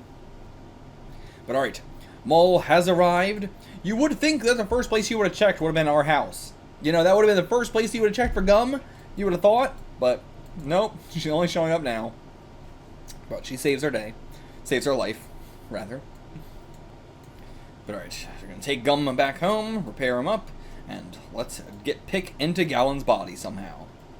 But there's no need for that, yeah. So Gore just teleports here. I'll be taking Pick. And yeah, he just learned, so he was smart. He was like, well, who would have Pick? Where would Gum be? Probably at Mamoru's house. But alright. She leaves Gum behind and instead is just gonna take Pick to the thing. But Saucer's gonna try and stop her. Okay, just shove the baby inside of her. I don't know what I'm looking at here in this panel. I don't know what's going on there. Or her body split apart and do like a bunch of different after images or something? I don't know. But this is my ace in the hole. Inorganic replication. Can you tell which is the real me? What? What are you talking about? What? I don't even know what the fuck you're talking about or what is going on in this panel. No idea. Okay, that was bad. Whatever happened here. Okay, something happened. Oh, but we don't have time to inspect them and find the real mole. So wait, so, okay, that was her saying this is my ace in the hole, inorganic replication. Okay, I see. I thought that was him saying that. The Z switch! Press the Z switch! What is the Z switch? Oh, okay, stopping time and eliminating them one by one. You just have an ability to do that and you haven't used it yet. Unbelievable. But then, yeah, we're frozen in time. Easy way to just waste a page. Nothing's happening here. It's frozen time. What is the point of this? This isn't actually saying anything because it's frozen time. This would be like what you would do to show slowed down time, but not frozen time. This is just a complete waste of space. Completely pointless page. Okay, but they all have Pick inside, so through inorganic replication, it can even replicate organic things just inorganically. And yeah, melt them all. But what about Pick? Okay, I have no use for Pick. Yeah, I guess that's true. You know, why did he keep Pick around to begin with? Because he has a weak spot for babies and for kids. But actually, wait, hold on. Melt them all facing the other way. Even if it is Pick, I can't stand to see a child sacrificed. Yep. It's okay. They start to melt them all down. Yeah, surprisingly squeamish. Tears from the hardest heart.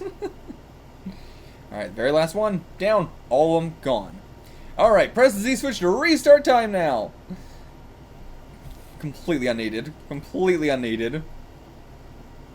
But yeah, so he's gloating to them about killing her. But, you know, okay, well, hold on. Lord Gore, we detected a flying object heading south at a distance of 10,000 kilos. It appears to be Maul. What the fuck? Did you say Maul? Okay, bringing this back from the first page of the series. Still an insane first/second page to have for your fucking series. But crazy. Real not starting off on a good foot. So okay, she just created the doubles and then left.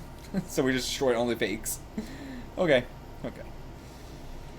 Alright, try and catch her. I love that the Battle of the Century is, we're not really going to be, you know, looking at the Battle of the Century, we're going to be watching this instead.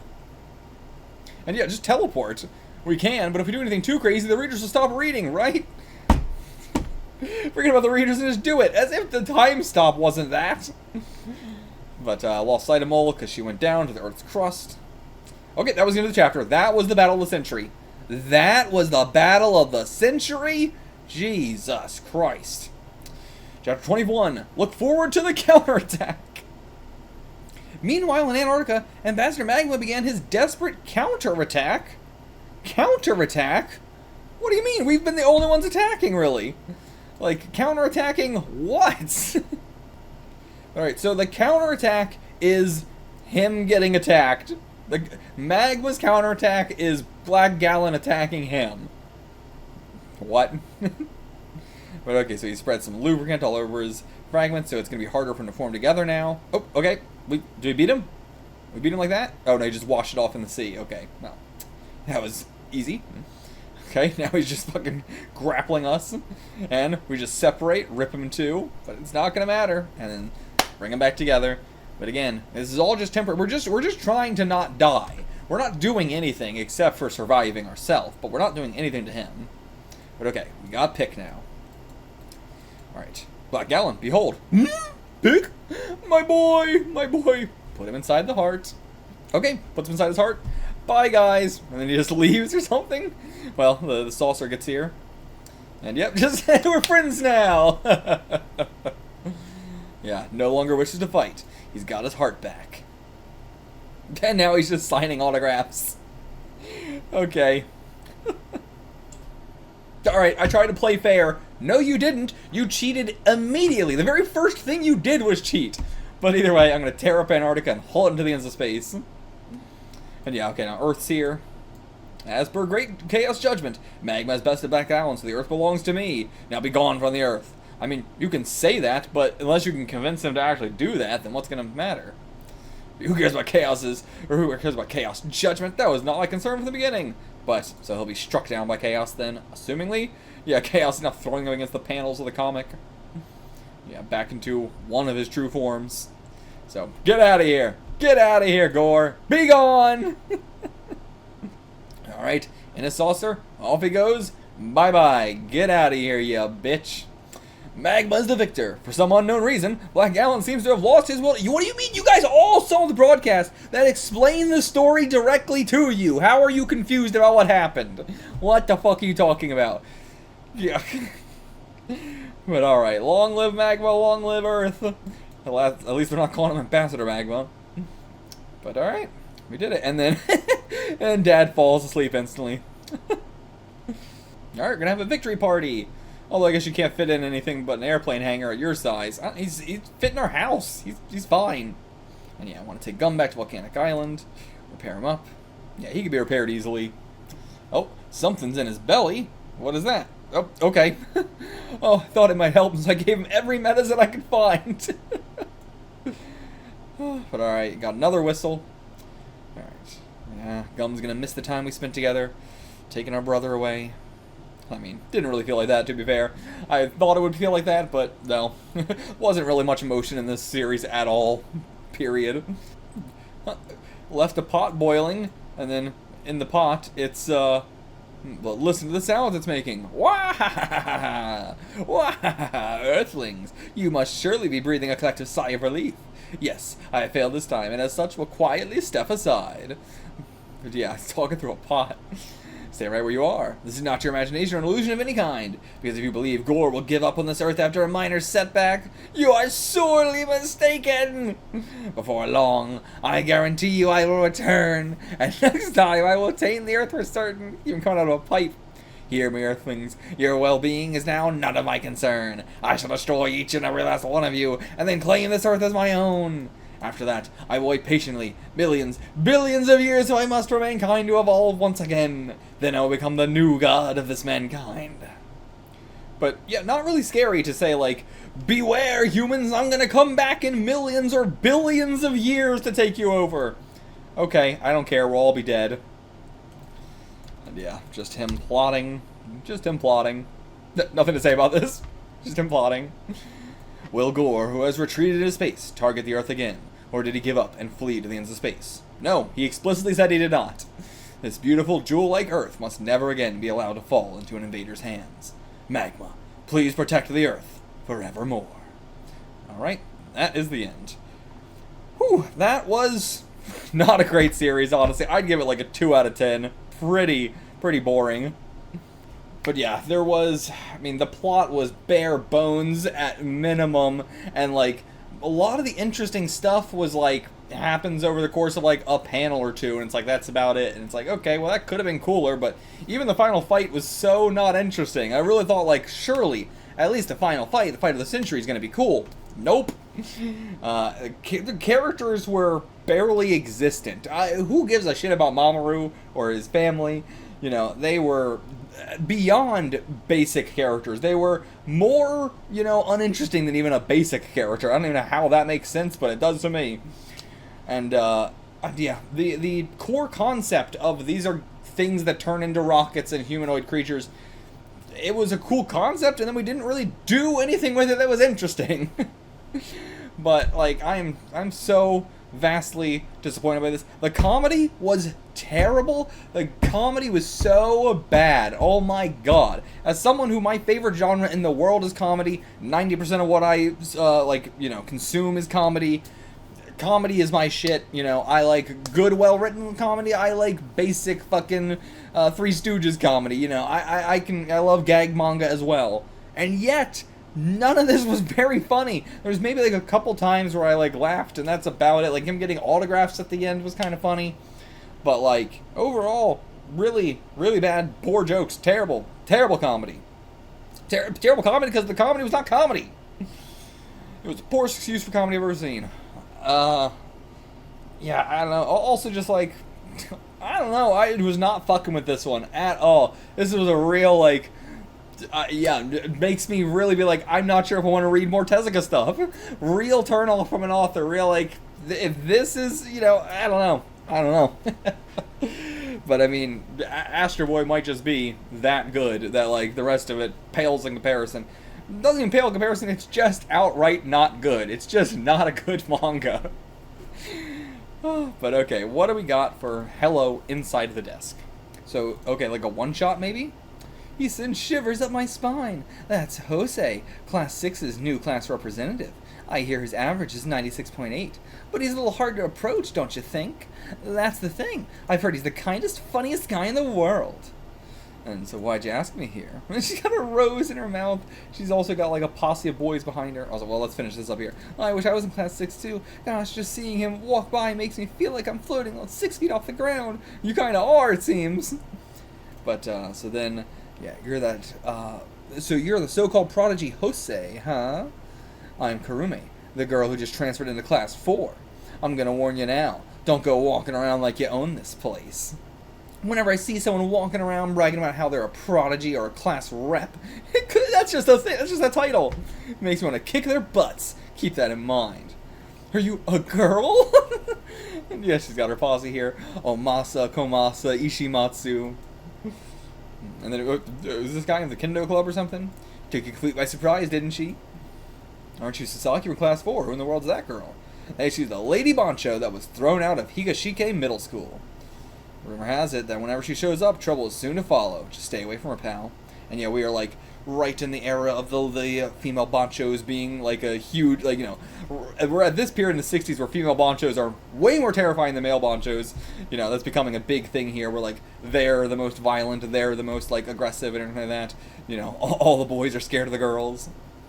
And yeah, surprising number of guys who have the hots for her. I mean, the fucking female banchos and stuff is how we got pink films. It's how we got a lot of, like, Japan being like, I guess we could do some erotic stuff. Turns out, the way to beat a lot of censorship is just to have a girl beat the shit out of you.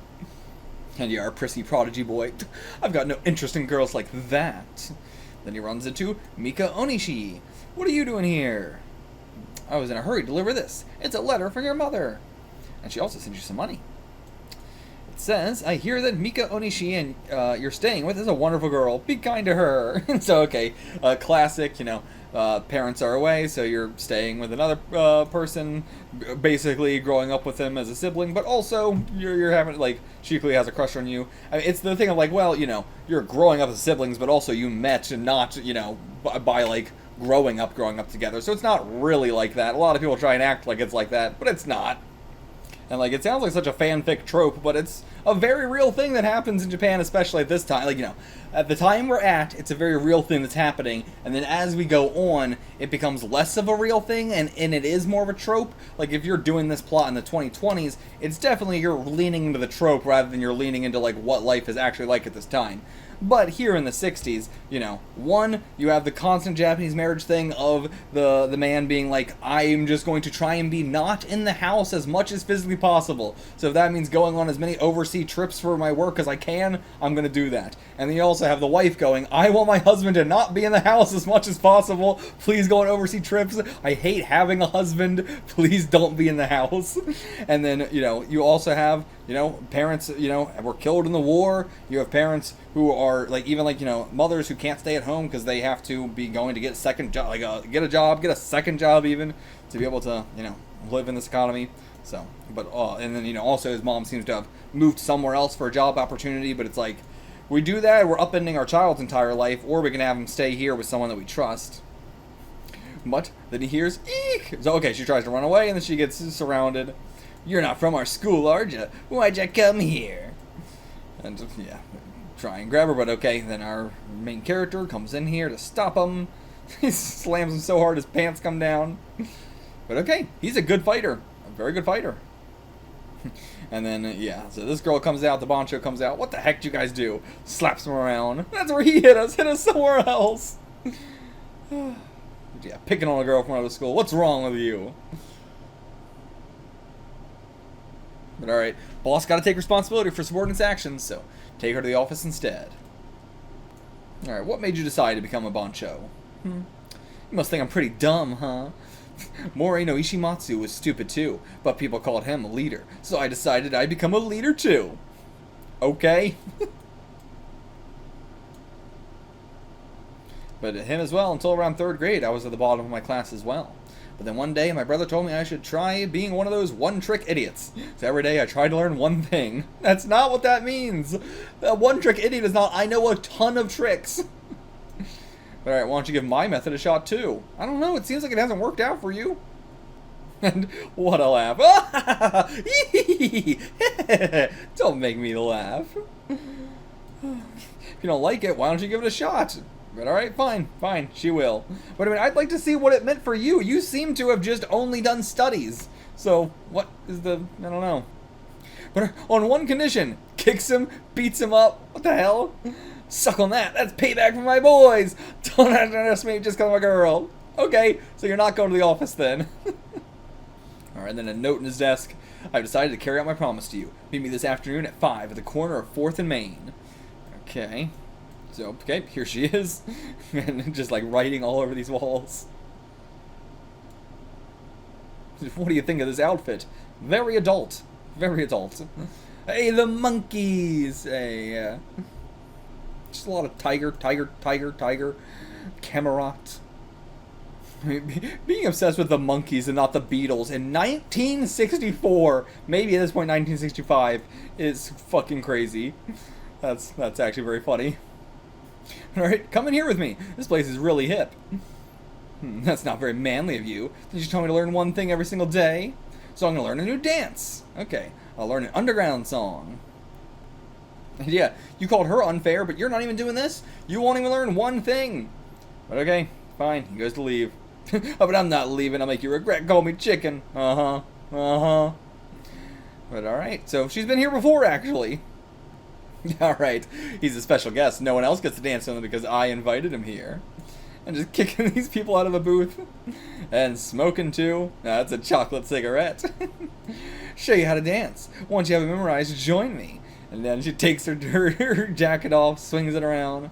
Stop that music! I got a request. Play my favorite, Through the Fog. I looked it up. No idea what this is. Maybe it's in Japanese or something like that, but I cannot find Through the Fog at all as a song that would have been released at this time. Looks like they got the monkeys here, actually. Yeah, dancing, shaking that booty. Damn, girl. What the fuck? What the fuck? Just turning into animals, turning into a deer. But alright, now, your turn. No, you gotta learn one thing. This is your whole fucking thing, dude. This is your entire thing. Yep, once again, being a coward weakling. But alright, yeah, once we call him a coward weakling, then he'll do it again. But knocking over everybody. Oh, he's so bad at this. So bad. But alright, just move on the 1s and 2s. 1 and 2, and 1 and 2, and 1 and 2. There we go. Oh no, now he's running. But okay, Ryo Usugami is here. Whoever the fuck this is. This is the world flyweight champion. Okay, I see. But yeah, I didn't come here for an interview. I came here to dance. Oh, and he wants to dance with her. How about you join me for a cocktail? No way, I'm in middle school. So what? I'm Usugami, the boxing champion. So what yourself? Hate people get fool themselves just because they're famous, even more than I hate smart people. Alright, yeah, this guy is not taking no for an answer. Fuck this guy. Alright, now it's up to us. I mean, you're a good fighter. You might be able to fucking beat this guy, even though he's the flyweight champion. You fought like 4 people, or 3 people at once, so...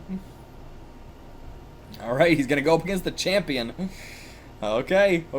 I mean, it's a bad situation to be in. Like, a boxing champ's got your girl? What the fuck do? You just gotta try. But okay, he sees how serious he is and actually lets her go. But alright, still gonna settle another time, though. But right now he's just leaving. Just leaving, yeah. I mean, he calls it a ruckus, so he doesn't want to stick around. And now he's trying to take this as a victory. See, I was right. Those places are nothing but trouble.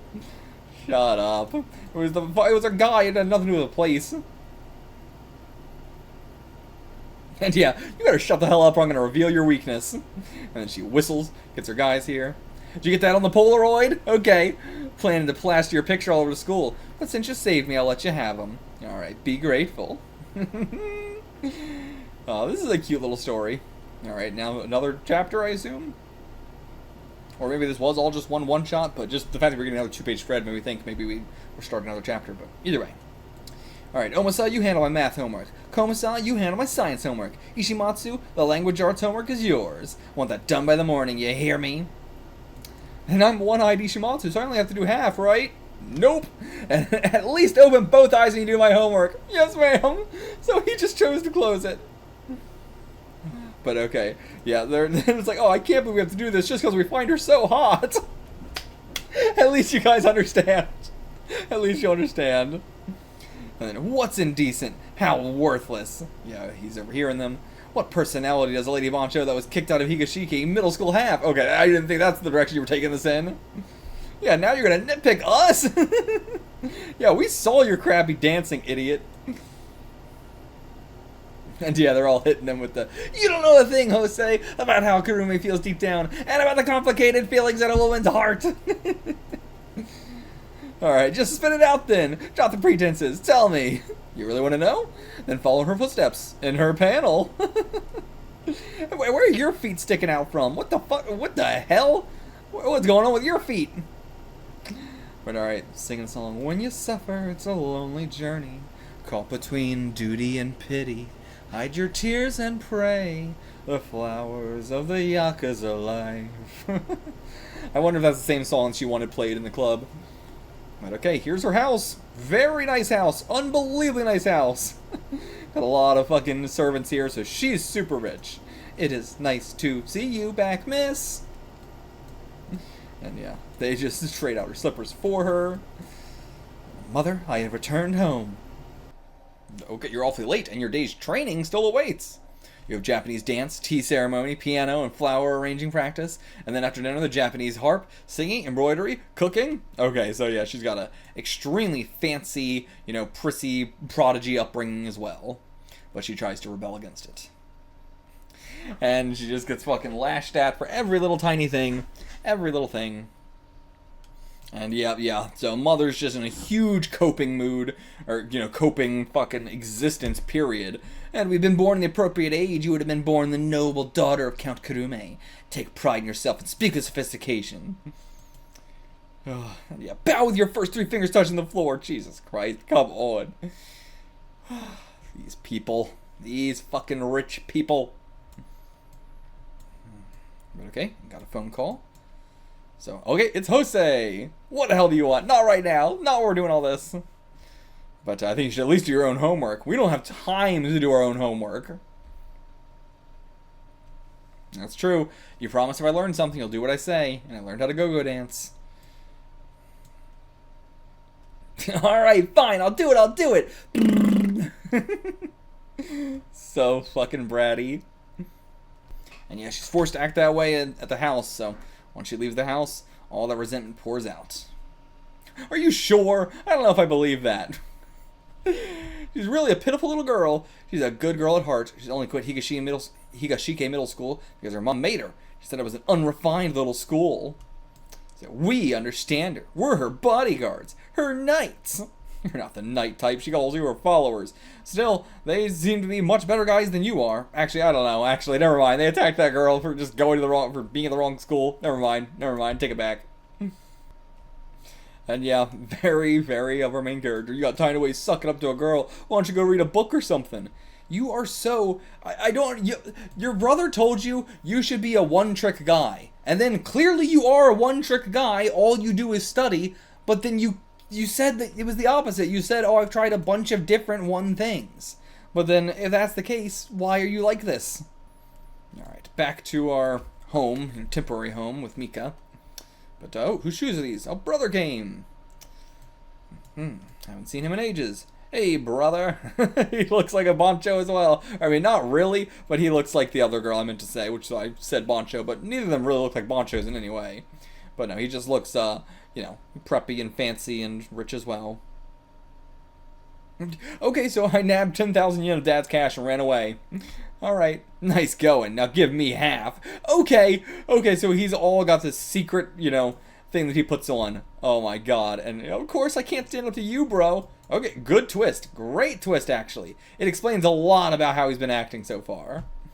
Not easy playing the good boy at school, especially when you become the class representative. You, the class rep, bro? Don't make me laugh. Those teachers must not know a thing. And yeah, he's got a bunch of magazines here as well. No porn mags, though, because porn mags don't really exist yet. We're not in the 70s, so the concept of porn doesn't really exist. They look pretty cool. Good outfits. Love it. Going out in the town with their money. How about a beer, bro? A beer? That crap tastes awful. And just you try coming back to your place with your face all red. Whole reason we had to come this far to party was because I'm a class rep back at home. Yeah. And an honor student. So, okay, I'm just going out to, like, fairgrounds or whatever. Just, you know, this is how you're going to spend 10,000 yen? Oh, okay, we spent 10,000 yen on a fairground. Okay, okay, Jesus fucking Christ. So, yeah, why do you pretend to be this nice boy? It seems like a lot of effort and you really don't like doing it, so why do you do it at all? I don't really know what the point is. But alright, it's a youth guidance officer. Oh no! What you gonna do with us? You got it all wrong, ma'am. I'm an adult. Alright, I know a way to get away from the lady guidance officers. You know the one. Just show them a little, like, cat's tail thing? Whatever you call that thing. I guess it was like a fake bug or something? Something, I don't know. But, okay, drop the notebook. It had your address written in. Is that true, or? Okay, yeah, I think so. And then they run into the champion again. What a place. And, okay, just so happens to be a small gym around the corner. So, let's go settle it right now. We've got a bunch of other guys here to force us into it. Yeah, he's in middle school. Go easy on him. And yeah, this ain't a fight. It's a match. So, okay, let's see how he does. Let's see how he does. I think he's going to hold his own, but I think he will still get taken out. Yeah, yep. Okay, how'd he get all beat up? What the hell happened? And now all the girls are running to all the shops around Japan, all little newsstands, trying to get their ointment to heal him up. Yeah, just piling it up on his desk. Who brought the stomach medicine? And my family runs a hospital. Take this voucher. A voucher for a hospital. And yeah, looks like we're opening a drugstore of our own. But, alright. Yeah, here the class rep got into a fight. I hit a car. I mean, I was hit by a car. Yep, it was the boxer. Yeah, trying to disguise it. Alright. Tries to replace his bandage, won't let her, so she just puts it over his mouth. Alright, I owe you big. How can I repay you? If you tell me to bite him on the nose, I'll bite him on the nose. I'll do one thing you tell me, no matter what. Then swear you'll quit being a lady Bancho. What an asshole. What a fucking prick. Yeah, now that we know his, like, secret and some of that, I truly have no idea why he's acting the way he is. And if you can, try to become a class representative. What? Why? Are you trying to tell your own story? There was a delinquent boy who once managed to be accepted by society and became his class representative. So I guess this is something you actually do want, and but then why'd you tell your brother to steal the money and shit like that? Like, what I don't know.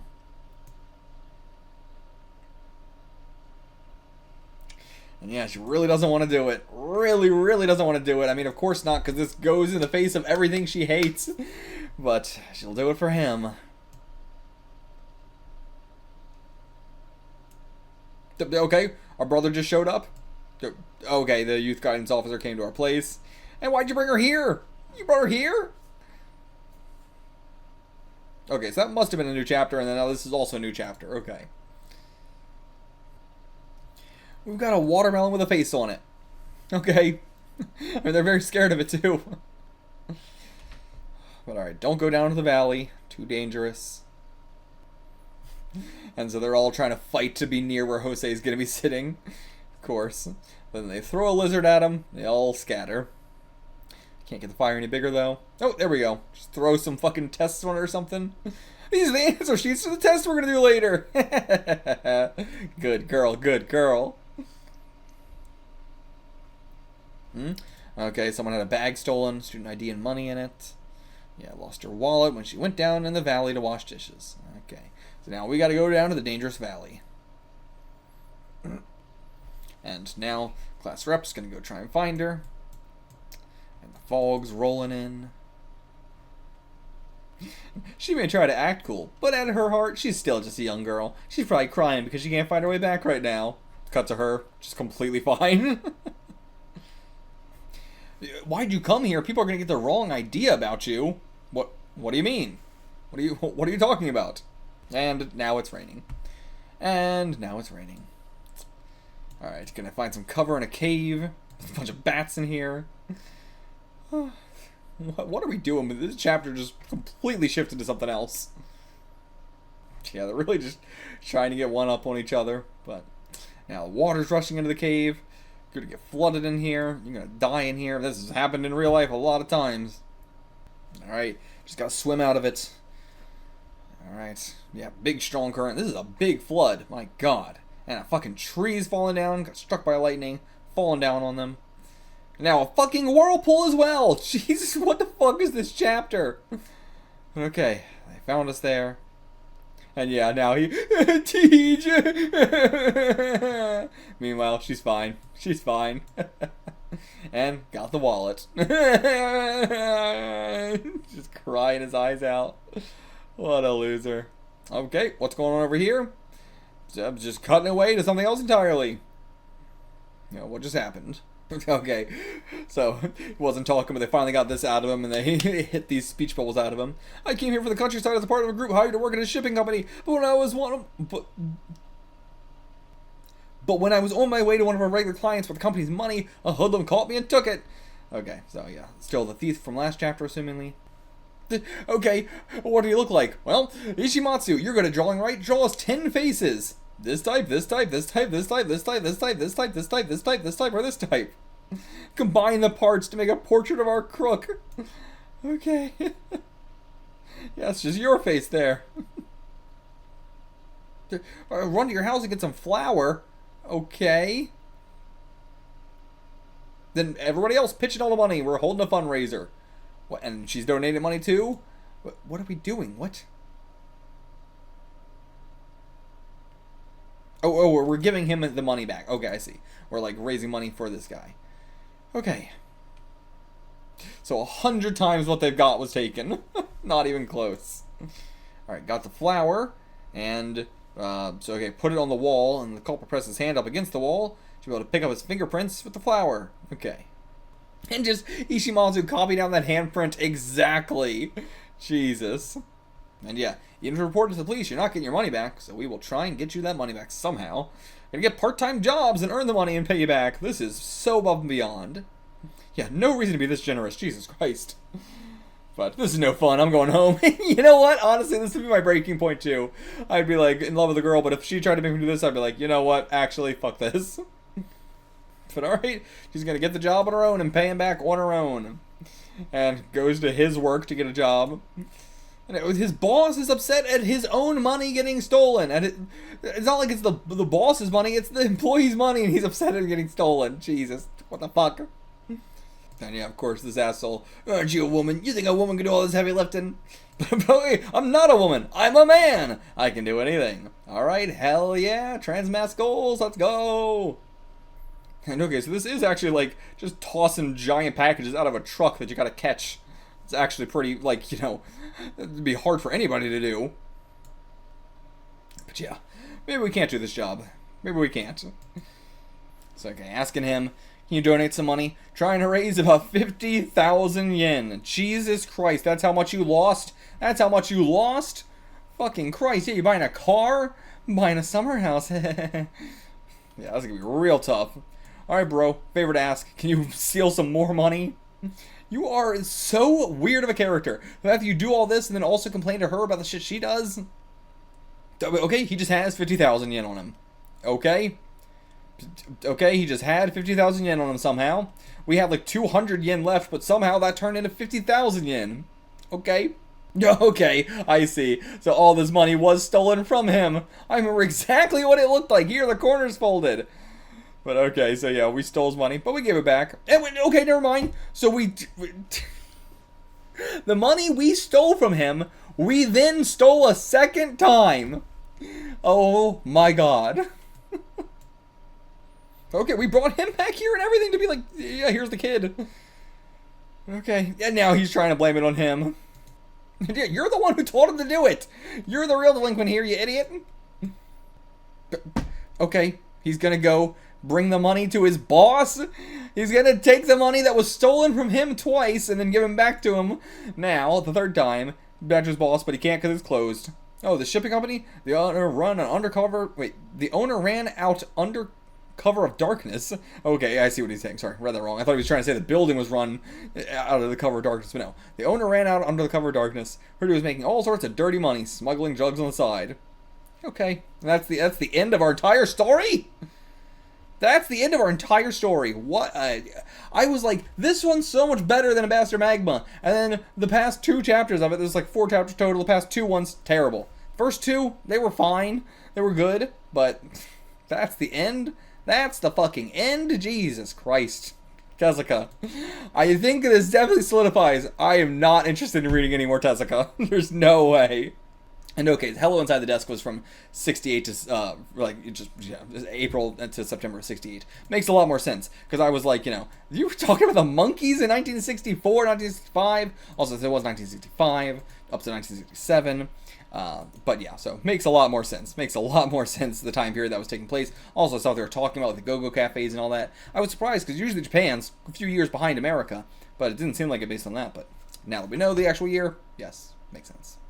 Also, real quick, before I forget, let's look at the covers. We'll do an afterward as well. Like, we got this afterward here, but before I forget, let's look at these covers here. We got, Magma here, we got Gum, and we got Mole here.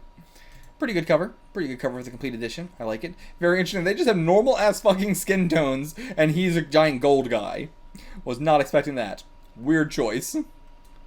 But then, yeah, so we had this cover for, like, the 3rd chapter, where we saw Gore for the first time.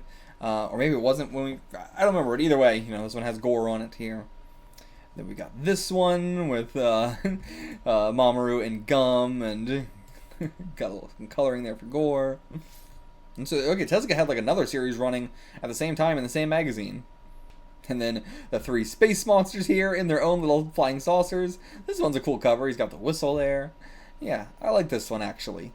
This one's nice. And then, this is when the magazine switches over to just a bunch of live action shit. Just a bunch of live action shit. The manga is not selling, so we're going back to just normal shonen shit. I don't think there's going to be any, Ambassador Magma on any of these.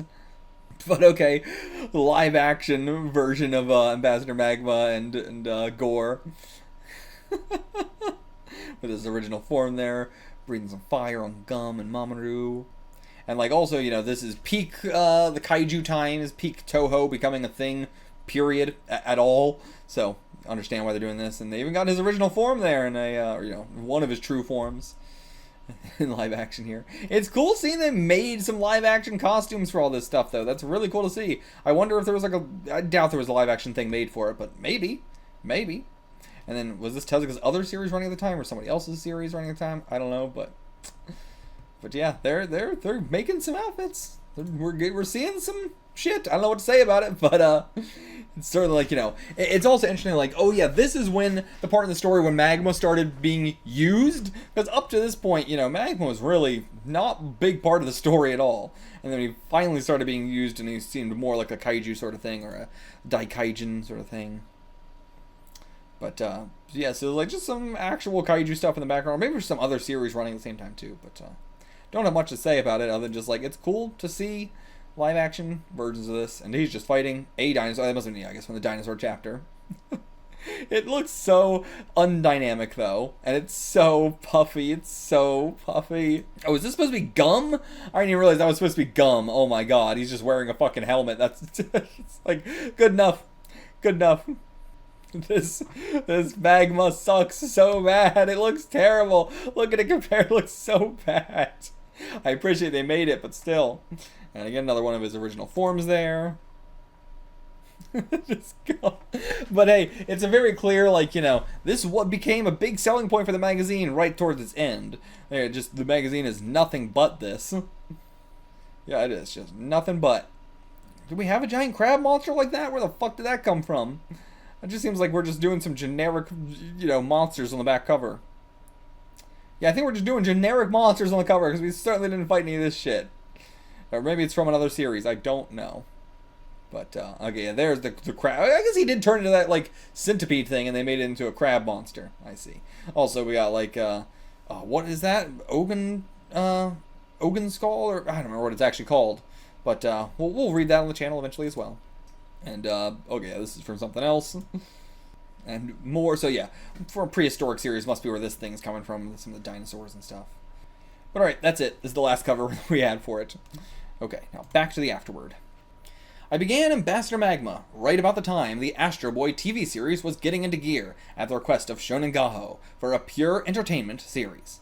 Wonder 3, Big X, Ropukun, Princess Knight. At this time, my stamina was at its peak, so while I was running around taking care of all the assorted work from Mushi Pro, I was still putting out longer projects, one after another. By the time I began Ambassador Magma, all that work started to catch up to me, so I had to get Sato Inoue and Kazuyoshi Fukumoto to help out on the art.